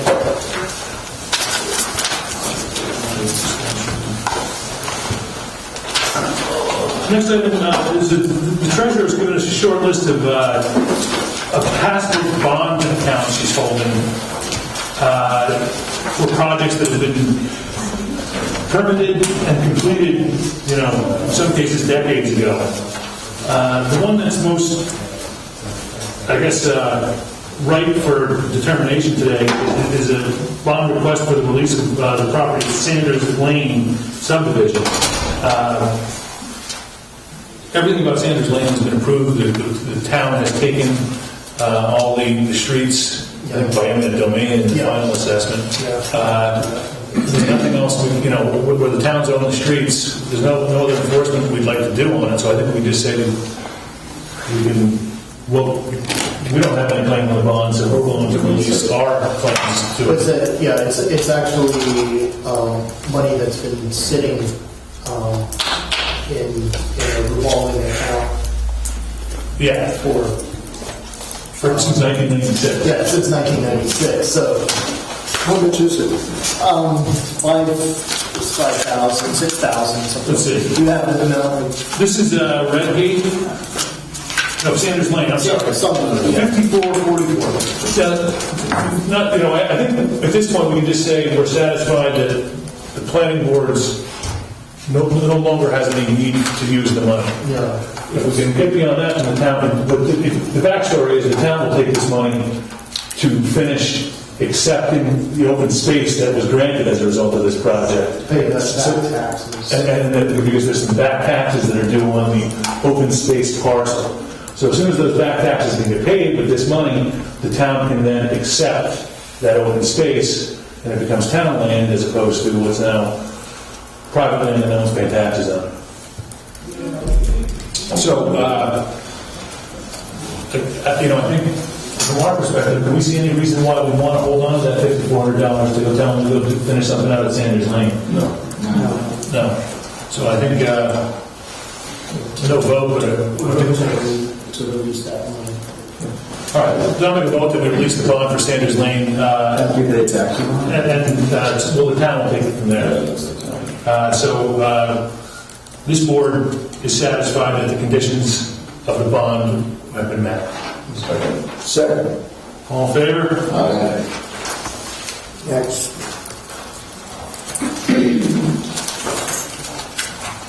Next is our budget discussion. The most important thing, we have to do this tonight, because I need to get it to them on Monday, so they I'm just going to ask for a continuing. So the long and short of this, Kirk wants a raise. I saw that. Can I? The Personnel Board actually did a compensation study this year, and I explained this in my email,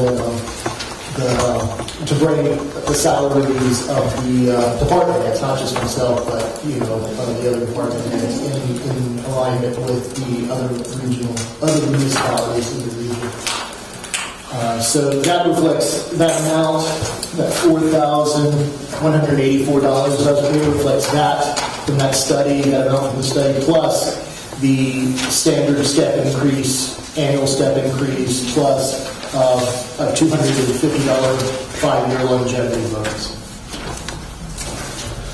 So this brings you in line with Boston City Planning? His averages are from the high top. But I don't have to. Free parking. You have free parking. That's right. Yeah, that's true. Parking is awesome. What else is on the agenda, aside from, that changes over last year's budget? Kirk, what else are we looking at?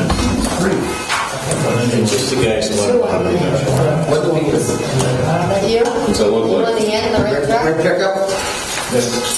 Your lights are going, and then the car next to him. Okay, that was all. What the big SUV. Couple of them back, right back into the site by 4,000. Good night. Oh, and then the other thing was Something more? the other increase. And it doesn't make them on ours. That's the way it goes.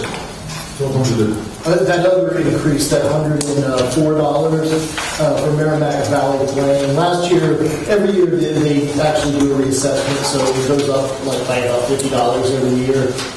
Last year we didn't actually increase the amount, so we actually had to draw it from the expense account or something like that. There was no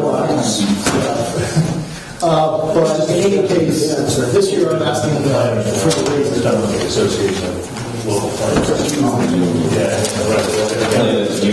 It's their idea of what you're doing.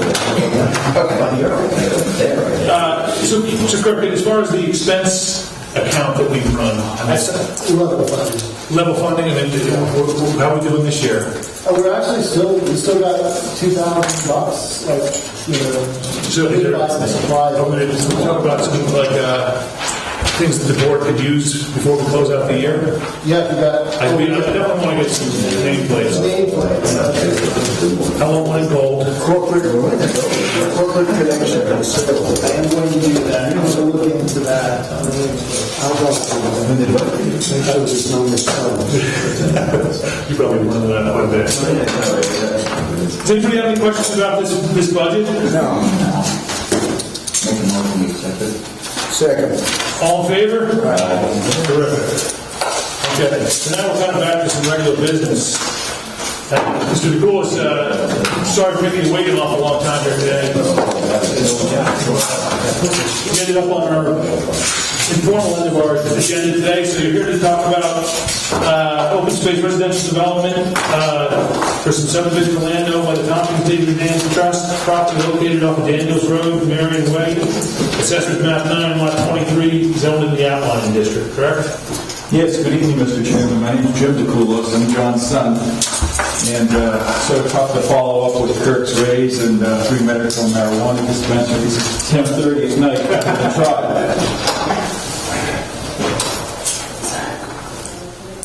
I'll try to keep this as brief as possible. But did everyone get a copy of the email, Kirk? Were you able to distribute it to everyone? Or? Yeah, everybody should have that in their packet. the, and right here,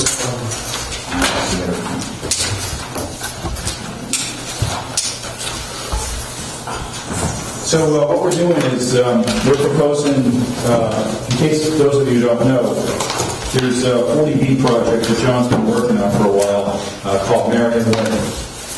And this open space residential development project is an alternative to the 40B project. So what we've done is we've presented a yield plan, which this is right here, and then also a OSRD concept plan. it's just towards the, everybody, it's towards the end, like right before the pictures of Ryder along here, kind of like this. Sorry, just trying to get ourselves oriented. It's towards the, they're almost towards the end of your package. Right. Kind of sit on the floor. Sorry. Just use the big one. That's it. That way.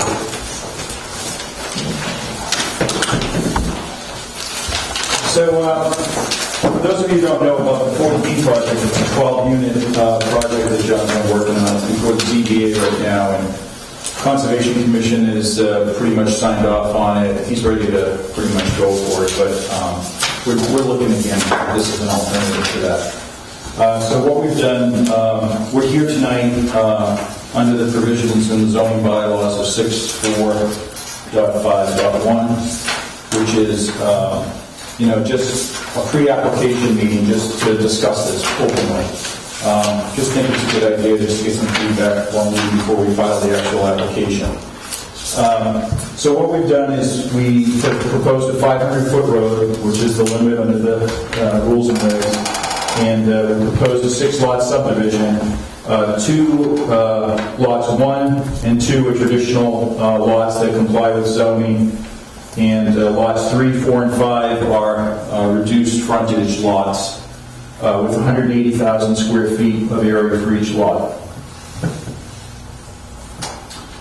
And then lot 6 is a traditional 40,000 square foot lot. It goes like this. With all the frontage on. With proper frontage and minimum sideline width of 100 feet. So this is what we think we can get with a traditional subdivision project. What's the cul-de-sac? 500 feet. 500. Yeah. So we're not requesting any waivers here for a cul-de-sac length. Well, we could request an additional length of 100 feet and probably get 7 or 8 lots. That's a possibility, but this is our yield plan. This is what we're thinking about. So from that yield plan, what we're doing is we're seeking a 17% density bonus, and we're adding an additional lot. We're going from 6 to 7 lots. So lots 1, 2, 3, 4, 5, 6, and 7. And we're allowing for a future road to get into the larger Tompkins property, which you all know well about. This particular OSRD concept, as is for the yield plan, we're talking about 18 acres, 17.9 acres.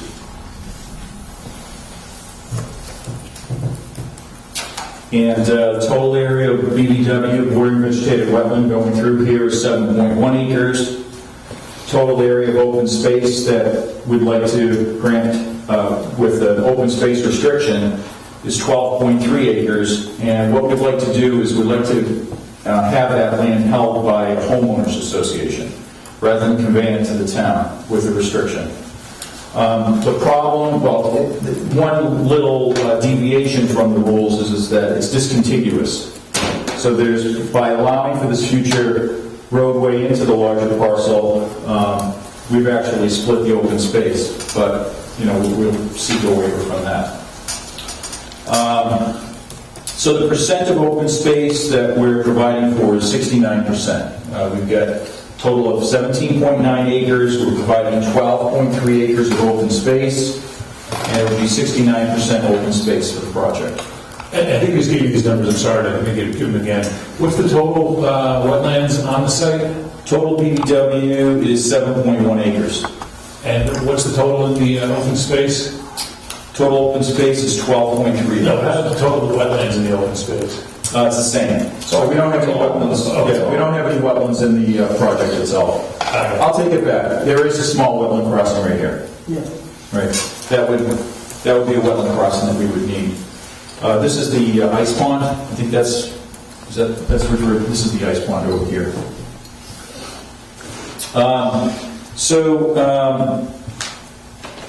What we'd like to do is we'd like to just go right to a definitive subdivision if we could. I mean, it's not a big project like Falcon Ridge. We're just looking for some feedback from the board if there's any suggestions. One of the things that we'd like to do, because ultimately there would be a connection, maybe in our lifetime or not, but I mean, the distance between this endpoint and Falcon Ridge is almost a mile. Mm-hmm. It's well over 4,000 feet. In order to look to the future, what we would like to do is to have the design of the roadway not be straight. We'd like to be able to have what we call traffic calming. We'd like to be able to put some bends in it and make it meandering road rather than straight shot. So those are just some ideas that we have, but we'd love some feedback from you. As to what you think we might be able to do to improve the design. Where's the wagon wheel? Right here. Okay. So Daniels Road, you're driving down Daniels Road, here's your S-curve. Yeah. And there's a wagon wheel factory right there. It's a great corner right there. And I know that the corner's been looked at, and the roadway's got a pretty good safety history, no accidents on that turn, remarkably. Yeah. But is there anything that could ever be done because the sight line is going to be pretty tricky at that intersection there, isn't it? It's not that bad, actually. It is. At this point here, you've actually got pretty good distances both directions. You can almost see the Havel Street on the left side. Was that right? Yeah. I think it's perceived as a worse corner than it actually is proven to be. I think that's true. Yeah. So it's a narrow road. Yeah, it doesn't help. It's actually a little more. What's the benefit to the town?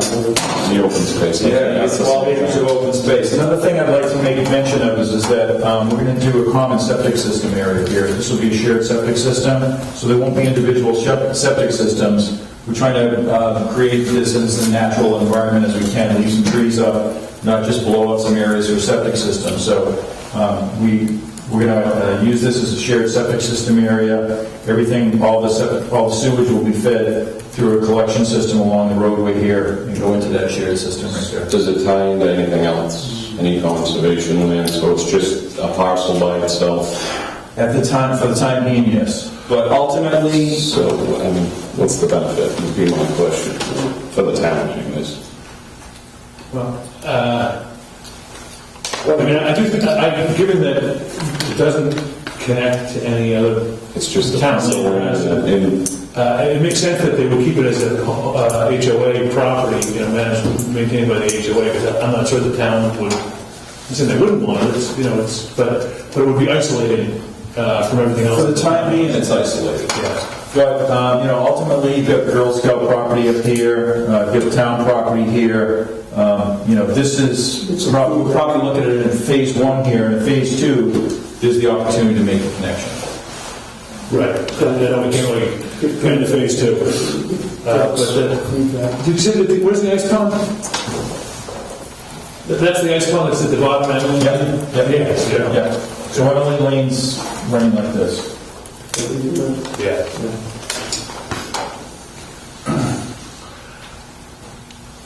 If you had to draw this, which project would you rather do? I think this is a more attractive project for the town, quite honestly. The 40B was 12? 12 lots. Okay, this is 7, right?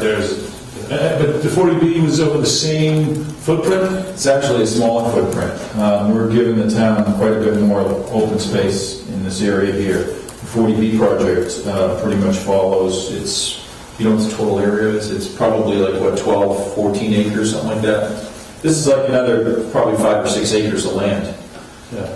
So we're putting in quite a bit of land and protection here. So while there's no, you got to consider the benefit of this project relative to what could be there, and I know that that's really not how you want to present it necessarily. No, I don't. I don't want to threaten you. Yeah, I just want to look at there's pros and cons though to the town. Right. So, I just think maybe, I'm sorry, Want me to go first? yeah, go ahead, sorry. Rare that you see a good look before you do, because you don't have much control on the architecture. Here we have a little control on the architecture, and if you're going for recently priced houses, and, possible, it's got some purpose. well, that's one thing I see. I mean, shared septic tells me condominium. How do you do shared septic without a condominium? Homeowners Association. Okay. Title 5 allows that. Have you discussed that with the health department? Yes. Yeah. We had a Yeah, we said that. Yeah, we had a meeting about 3 weeks ago with Kurt, Brent, is it Frank from Board of Health? Yeah, correct. He was, And Fire Chief, DPW, so Jim Broderick, and who's it from DPW? Snow. Yeah, Patrick Snow, yeah. So we had a nice meeting. We quite honestly, we want to talk about the big picture stuff. I know you guys are dealing with Falcon Ridge right now, but there's a connection here, and we wanted to talk to the chief and Patrick and others, Brent, as to how this might fit into the puzzle. Right. I hope you guys are talking a little bit to each other, because all we have is the stubs off of Falcon Ridge and the stub here. Yeah. And we have no control over how you get from here to there, but it seems like if there's ever going to be common access, that's where it's going to be. Absolutely. Yeah. And then we can't vote on projects based on what it might be, but kind of crazy not to consider it. Yeah, it's like I said, it's almost a mile, and it's a big distance, and there's a lot of infrastructure costs. It's not something that's going to happen within a few years. I mean, you're looking at like maybe a decade of planning, to really build that out and think about opportunities for passive recreational space, open space connections. There's a lot of opportunity there, and this would be just the first part of that. That roadway extension crosses the wetland area. Like Brent, did you have follow up with any discussion with Concom about? We really haven't had any in-depth discussions with Brent about that, but clearly it would be an issue that we'd need to work closely with him on. Okay. There may be some replication involved, with span with either precast, wood. There's different ways for us to cross that. And it looks like this one may have, with that section under the OSRD, with the open space, wetlands in the open space, the planning board may have to look at exercising its waiver power on. It seems like a little different scenario than we just, and again, I don't want to mix up different projects. So, I guess that's why I was asking that issue of percentage of open space in percentage of wetlands in the open space as compared to wetlands in the entire project. And, well, I think like Jill was arguing for Falcon Ridge. So we've got 58% of BBW in the open space here. And there's no BBW in the upland except for this little area here, which I didn't calculate yet. But we're given the percentage of the open space is almost 70% here of the whole project. So we're giving quite a bit of open space. We're restricting quite a bit of land in open space. And I'd be glad to tell you if we took out some wetlands here, for instance, and made it part of this ownership. I mean, we could do that, but. So, we do have a waiver provision. We're just not something we've ever really exercised. Today was one of the few reasons, and there was a lot of impetus to that, given what we were connecting, the Girl Scout camp with the wetlands. And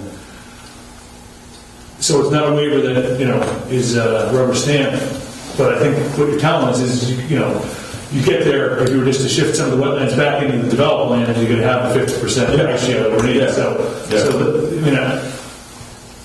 I can see why, for the same reasons that Jill's project makes sense. I mean, if you want us not to preserve this or restrict this, just add it to the property, we can do that. But And that's where this whole thing, where in the language, that provision is contingent on the board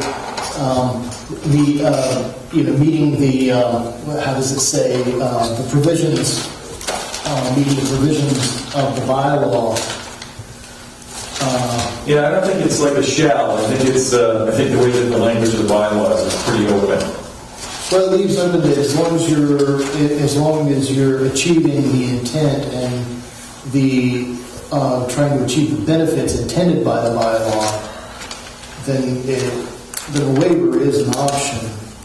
Let me pull that language here. Yeah, I mean, like 6482, Kirk. Yeah. You know, it says, if the planning board determines that such inclusion promotes the purposes of this section. Yeah. You know, so it's like a caveat that in the section, you know, as to whether you hit the 50% or not. But it goes back to the purposes of that section, is the promote integrated, creatively designed residential development that results in preservation of open space and natural resources. So when you look at a situation where, you know, they could actually achieve the same thing by preserving less wetlands, then a waiver option does look a lot more attractive. Right. If you can achieve the intent of the bylaw that way. Just trying to think it through, but you're right. I mean, why tell them, give us less land, we'll approve it. That's where we're at, right? Yeah, I mean, it's almost, it would be a perverse kind of effect. That's the way we were looking at it. How much of this land can you see from Gables Road? Very, very little. Yeah, hardly anything. What I'm leading to is I don't see too much of an imagination, which is my favorite word, in subdivision. And I'm wondering if there's a way we can pull the density of the housing closer together and make it like a little village. That's what we thought we did here, you know, because it looks like scattered houses and it's pretty close together. These are small lots. It is a cluster subdivision. It doesn't, what is the size of the lot? I mean, these lots are like 17,000 feet, you know, 20,000. They're not big lots. I mean, this is a cluster for Raleigh. Yeah. Well, in my mind, 20,000 should be the maximum lot in the whole state. You don't need any. I live on a 9,000 square foot lot. Yeah, if we all share septic systems, we can accomplish that. Troy, you don't need that much for a septic system. Let's just get sewer. Mine is, that's another question, but mine was septic system should be 13 by 50. Was it imagination, is that the word? Yeah. I mean, so I can't speak for the board. I think it's a good concept, something we want to see more. If you can show us a little, you know, and I know, you start with something simple, you get more refined as we get closer. We do have some design review when it comes to OSRDs, so we would be, you know, careful to make sure that, you know, some of the elements that we'd like to see are incorporated. Should tell them such as hardy board. As much vinyl as you can fit on the houses. Vinyl? Right. Oh, so you're talking about covenants for the house construction? Yeah, but no, that's just David's, one of his... Well, look, we would be willing to work with an architect and landscape architect to come up with a real nice set of covenants there. Honestly, I can't tell you what to do, and I can't say that this is the perfect design, but the two projects on Newberry Road have had really good sales records. I think that's important for people that are developing, but it's also something that this board thought was going in the right direction, and they're not too dissimilar to what you're looking at here. Were there covenants that the board reviewed and approved? Absolutely. Yeah. Oh, okay. Yes. I'd be glad to take a look at those. Kirk, maybe you can get those. Yeah. We get good 50 Newberry. Yeah. The one for the garage that faces right at my driveway was 50. I love that. Is that, we got a new sign there? No, we got the garage door that faces right at my driveway because you gave him such a hard time. Steven. You should have got that in. You should have been facing this. I wish I could. Sorry. You're really here to see if we can, you know, Mark, what do you think of what they're proposing? I'm just listening. Still thinking. Okay. He doesn't want open space. I hate when houses close together, but it makes sense a lot of times. And I would want to live in a house. I mean, the other option is to have further the same amount of space occupied by houses further apart. Yeah, yield plan. Yeah. Which doesn't separate that much because you got those big 180,000 square foot lots. Yeah. What the 40B? Or the 40B, yeah. I mean, those are the three options. Right? I guess open space is the best of the group. Yeah, if you're looking for a community, I think that's the best one there. That's that. Yeah, well, we get like a community, that's... Which one, this one? Yeah. So what kind of tweaks are you looking for? I guess that's what I'm trying to get at. I mean, we're thinking geometry, we're thinking just, of the road, just to try to make it meander more. Is there anything that you can recommend? I mean, covenants, I think, are a great idea, as far as the design. We definitely want to maintain as much of the natural character as possible. We don't want to go in there and just blow out everything like a lot of these projects do. And that's one of the reasons why we decided to go with the shared septic system. What's the change in grade from Daniels to the cul-de-sac? 15 feet, was it?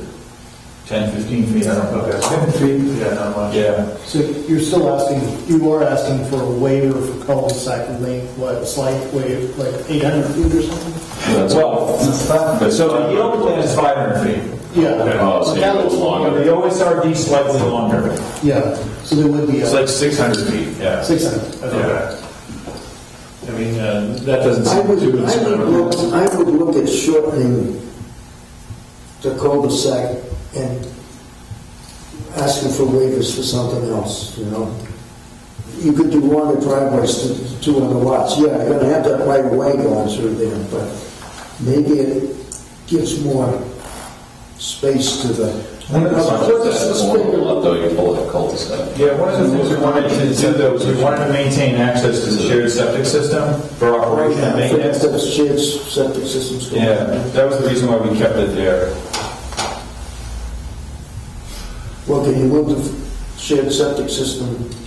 Unfortunately, we can't move what the glaciers created. The soil that's here is really ideal. It's really beautiful soil, and it would result in the least area impact for the sewage. If we put it somewhere else, we'd have to take more trees down. So the whole purpose of putting it there was to minimize the disturbance. How many bedrooms per house? 4. That's going to be a big septic system. It's actually not. We have actually really good soil there. It's almost like beach sand there. The geologic formation there is ideal. Why 4 bedrooms? Just rough. I mean, they could be 3, they could be 4, they could be 5. Maybe 1 or 2 of them could be 5. I don't know. We're gonna basically plan for 4 bedrooms. Oh, for the system? Yeah, for each one of these houses. No, I mean, I think... But look at what... No, I was just... You go there. I'm just... Rob, Boulay is down, what's the number? Newbury, 50 Newbury. 50 Newbury. But I like the idea of the way you're trying to keep the natural bend in the road, or at least try to create some, what do you call it? Meandering traffic calming. That's what planners use. The term, yeah. And the other one to look at is right next door to the Sullivan property. So 40 and 50 Newbury are 2 recently approved properties. So what am I looking for in these? Just the covenants? Well, no. Look how they did the layout. The OSRDs? They made the houses work together better. In Sullivan's is more condos. More condo And with the 2 other one's units. single families. And the other one's a single, but scattered in the landscape and somewhat like this. But Actually, I'll send you the material. Right. I mean, the build's almost complete at this point. And except for the Sullivan one, they haven't finished. There's a building on the site that's going to be rehabbed. It looks like they're not right now, so that's not... So which one's the condo project? The Sullivan? Yeah, it's the 42 Newbury Road, or 27 Road, whatever it's called now. Sullivan is the detached, not condo. No, actually, it's the other way around. So it's the 50 Newbury that's detached single-family homes, but they're on smaller lots and they're closer to the roadway. That's Rob Bolio? Rob Bolio. Yeah. And then how big are the lots? Are they 15,000? 10,000. Oh, they're as small as 10? Yeah, they're great, 12, maybe 12. he's worked it in the landscape feature. There's some little hills in there and stuff like that. That's what we want to do. So, and the one next to it, the guy, he has some houses that are... driven down there in the road. They call them duplexes, it's certainly not doing them a service. They're connected by common driveways. They're Sullivan's? No, it's Sullivan's. So there's a single-family house out front, and then there's a duplex, and then there's another duplex, but it looks like a single large building. Right, that's the one that's... That's the garage, basically. So, you're the developer, you're going to do what you want, but those are not those are concepts that passed through this board in the last year or so. And that you've been happy with? Yeah, I think so, yeah. Okay. He was here earlier, and Some was not directly affected, I suppose. Somebody that doesn't. he's pre-selling. Was that Rob? Yeah. Yeah. No, I know Rob. We go way back. So I have a good rapport with him. I wanted to get it on TV, actually, because you did a good job on that. Oh, okay. So we'll do the same thing for you. Get a good job. So, if I'm able to, I mean, it sounds like some coordination with Kirk right now is important. Be glad to get some feedback, through Kirk or whatever, but once we sort of get our handle on things in the next week or two here, would you mind us just going forward and filing the special permit and go right to a definitive? I'm glad you came in on the informal that we did today to save you some. Yeah, that's why we want to talk. We just want to talk. And, Depending upon what you find out, you may want to come back for another informal. Does that work? Yeah, I mean, because you don't have to do as much work. You want to bring what you're about to submit back? Yeah. Does that make sense to hit the April 10th meeting with another informal and talk about this? I think so. I think so, yeah. Review these projects. I mean, all you're doing is shortening the application process. In the long run, yeah. But, maybe, and again, you're the developer, we can't tell you what to do or what to sell. But at some point, if you bring us some renderings of what you might propose, we'll start with that would kind of help us conceptualize. Are you building houses or are you selling spec homes? No, I'm a civil engineer. I mean, I'm not. We'll bring in, we'll bring in an architect, a landscape architect. I mean, I've worked with some great landscape architects, and we'll get some conceptual designs together. So it sounds like you'd like to see that. Yeah. Okay. No, again, I can't speak for everyone on this board, but the 40B's been a question mark that I've heard people ask me for 10 years. What's going back there? What's going back there? What's going back there? Yeah, he's close to having approved, and he's at that point where it's like, okay, do you want to just go for it now, or do you want to maybe look at an alternative market rate project that might be better in the town's best interest? Well, I'm glad you did come back with something different, because there's nothing we were going to do about that. Right. Can I make a comment, as Jim? Yeah, sure. Maybe explain to the board myself, how can you get from 6 to 7 lots? With the density bonus provision in the OSRD, to 17, we're proposing 17% density bonus based on the amount of open space that we're giving. So we're asking that. I don't know if the board realized that there's one more lot on that plan than the given. Right, this is 6 lots, and that's 7. I mean, I did hear the density bonus, and I don't, the calculations we haven't gotten into. Mr. Graham looks at those, and then we look at them with the planner, and we make sure we. And as an engineer, I can tell you we don't use math. It's all done on a computer. But all that I wanted to point out is that density bonus lot, is it impacted by the fact that, well, we kind of went through this a minute ago. There's more wetlands in the open space. I mean, is that going to? That's what it is. If we were getting more upland in the open space, then we give you the density bonus. If we get more wetland in the open space, to is it the same conclusion? I don't know. The other thing, Jim, is obviously, you probably know that the common septic can't be in Conservation Commission land if the open space is going that way. It has to be on the homeowner's land. Right. This is all, right, so all this in green is being controlled by the homeowners, will be owned by the homeowners association. And the conservation. With the restriction. That's the way you're going to get it. Yep. Not needed to the town. Right. Which the zoning bylaws provide for. And the extension and the wetland crossing, we're not dealing with. That's just no. This is future. Yeah. This is just to be held in fee simple for future expansion possibilities. Would you develop the cul-de-sac, to the curving? I mean, would you develop the radius, or do you kind of try to keep the roadway straight and leave it on? I think we develop a trail. Yeah, public safety. It's 11 o'clock. I'm asking stupid questions. Yeah, that's good. No, and the other thing we're thinking about is just putting a landscape island in the middle, but having it so that the largest fire truck can make that turn. Yeah. So we need that full set. Either way, I was sort of, I couldn't wait. But, no, I think, All right, so we're going to do some homework, get our crayons out, draw some sketches with some architects, and we'll come back on the 10th. sounds good, yeah, great, April 10th. Great. Thank you so much. Thank you. Thank you very much. Must be, Joey, can you join us, brother? Yes. Couple of those down. All right, one more. What else do we have? Dryer Barn. She's a great patient. Dryer Barn. I was wondering, what do you... I know who she is. I mean, what is she waiting for? Boy, this boring meeting.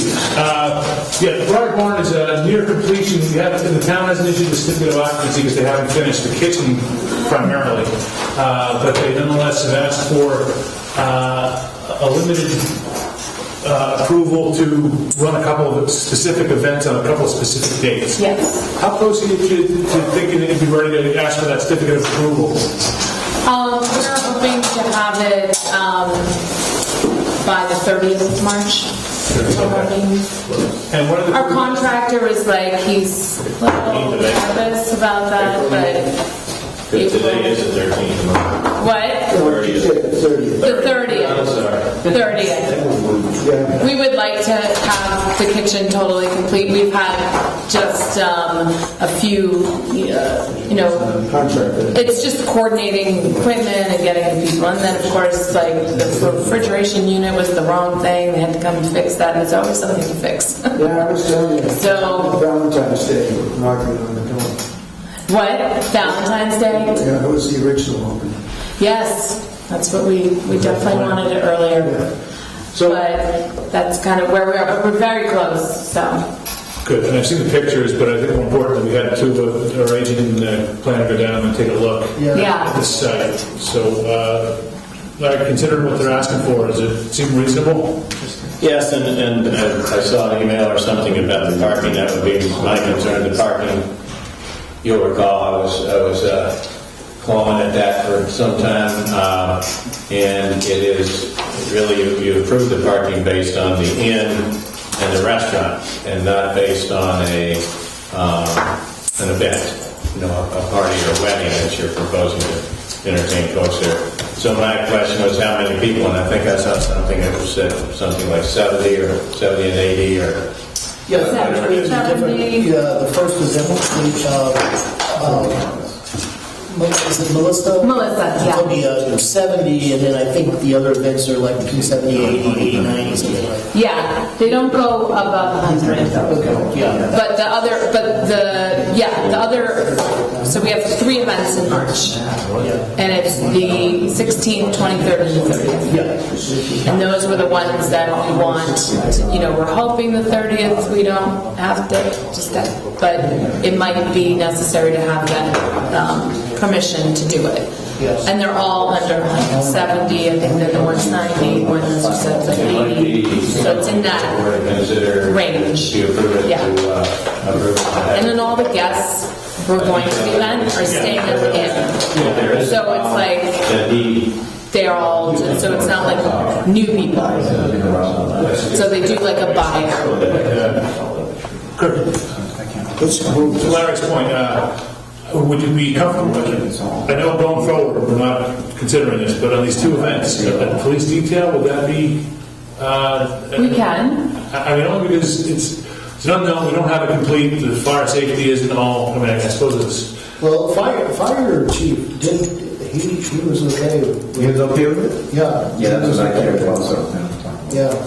Well, you need detail in the fire department. Well, no, but you need a detail because of the number of people and where they're going to park. Because it's If that gets out of hand, you got somebody right there. And plus it's the first event. You want to do this? It really is, well, I think it's because you're asking for a waiver of the other conditions. We may just add this little extra layer of protection until we have a final certificate of occupancy. Yeah, I usually have a detail at Willowdale, so it's usually not a I'm problem. not talking about a cop with his light on. Is that what you're saying? No. A police detail?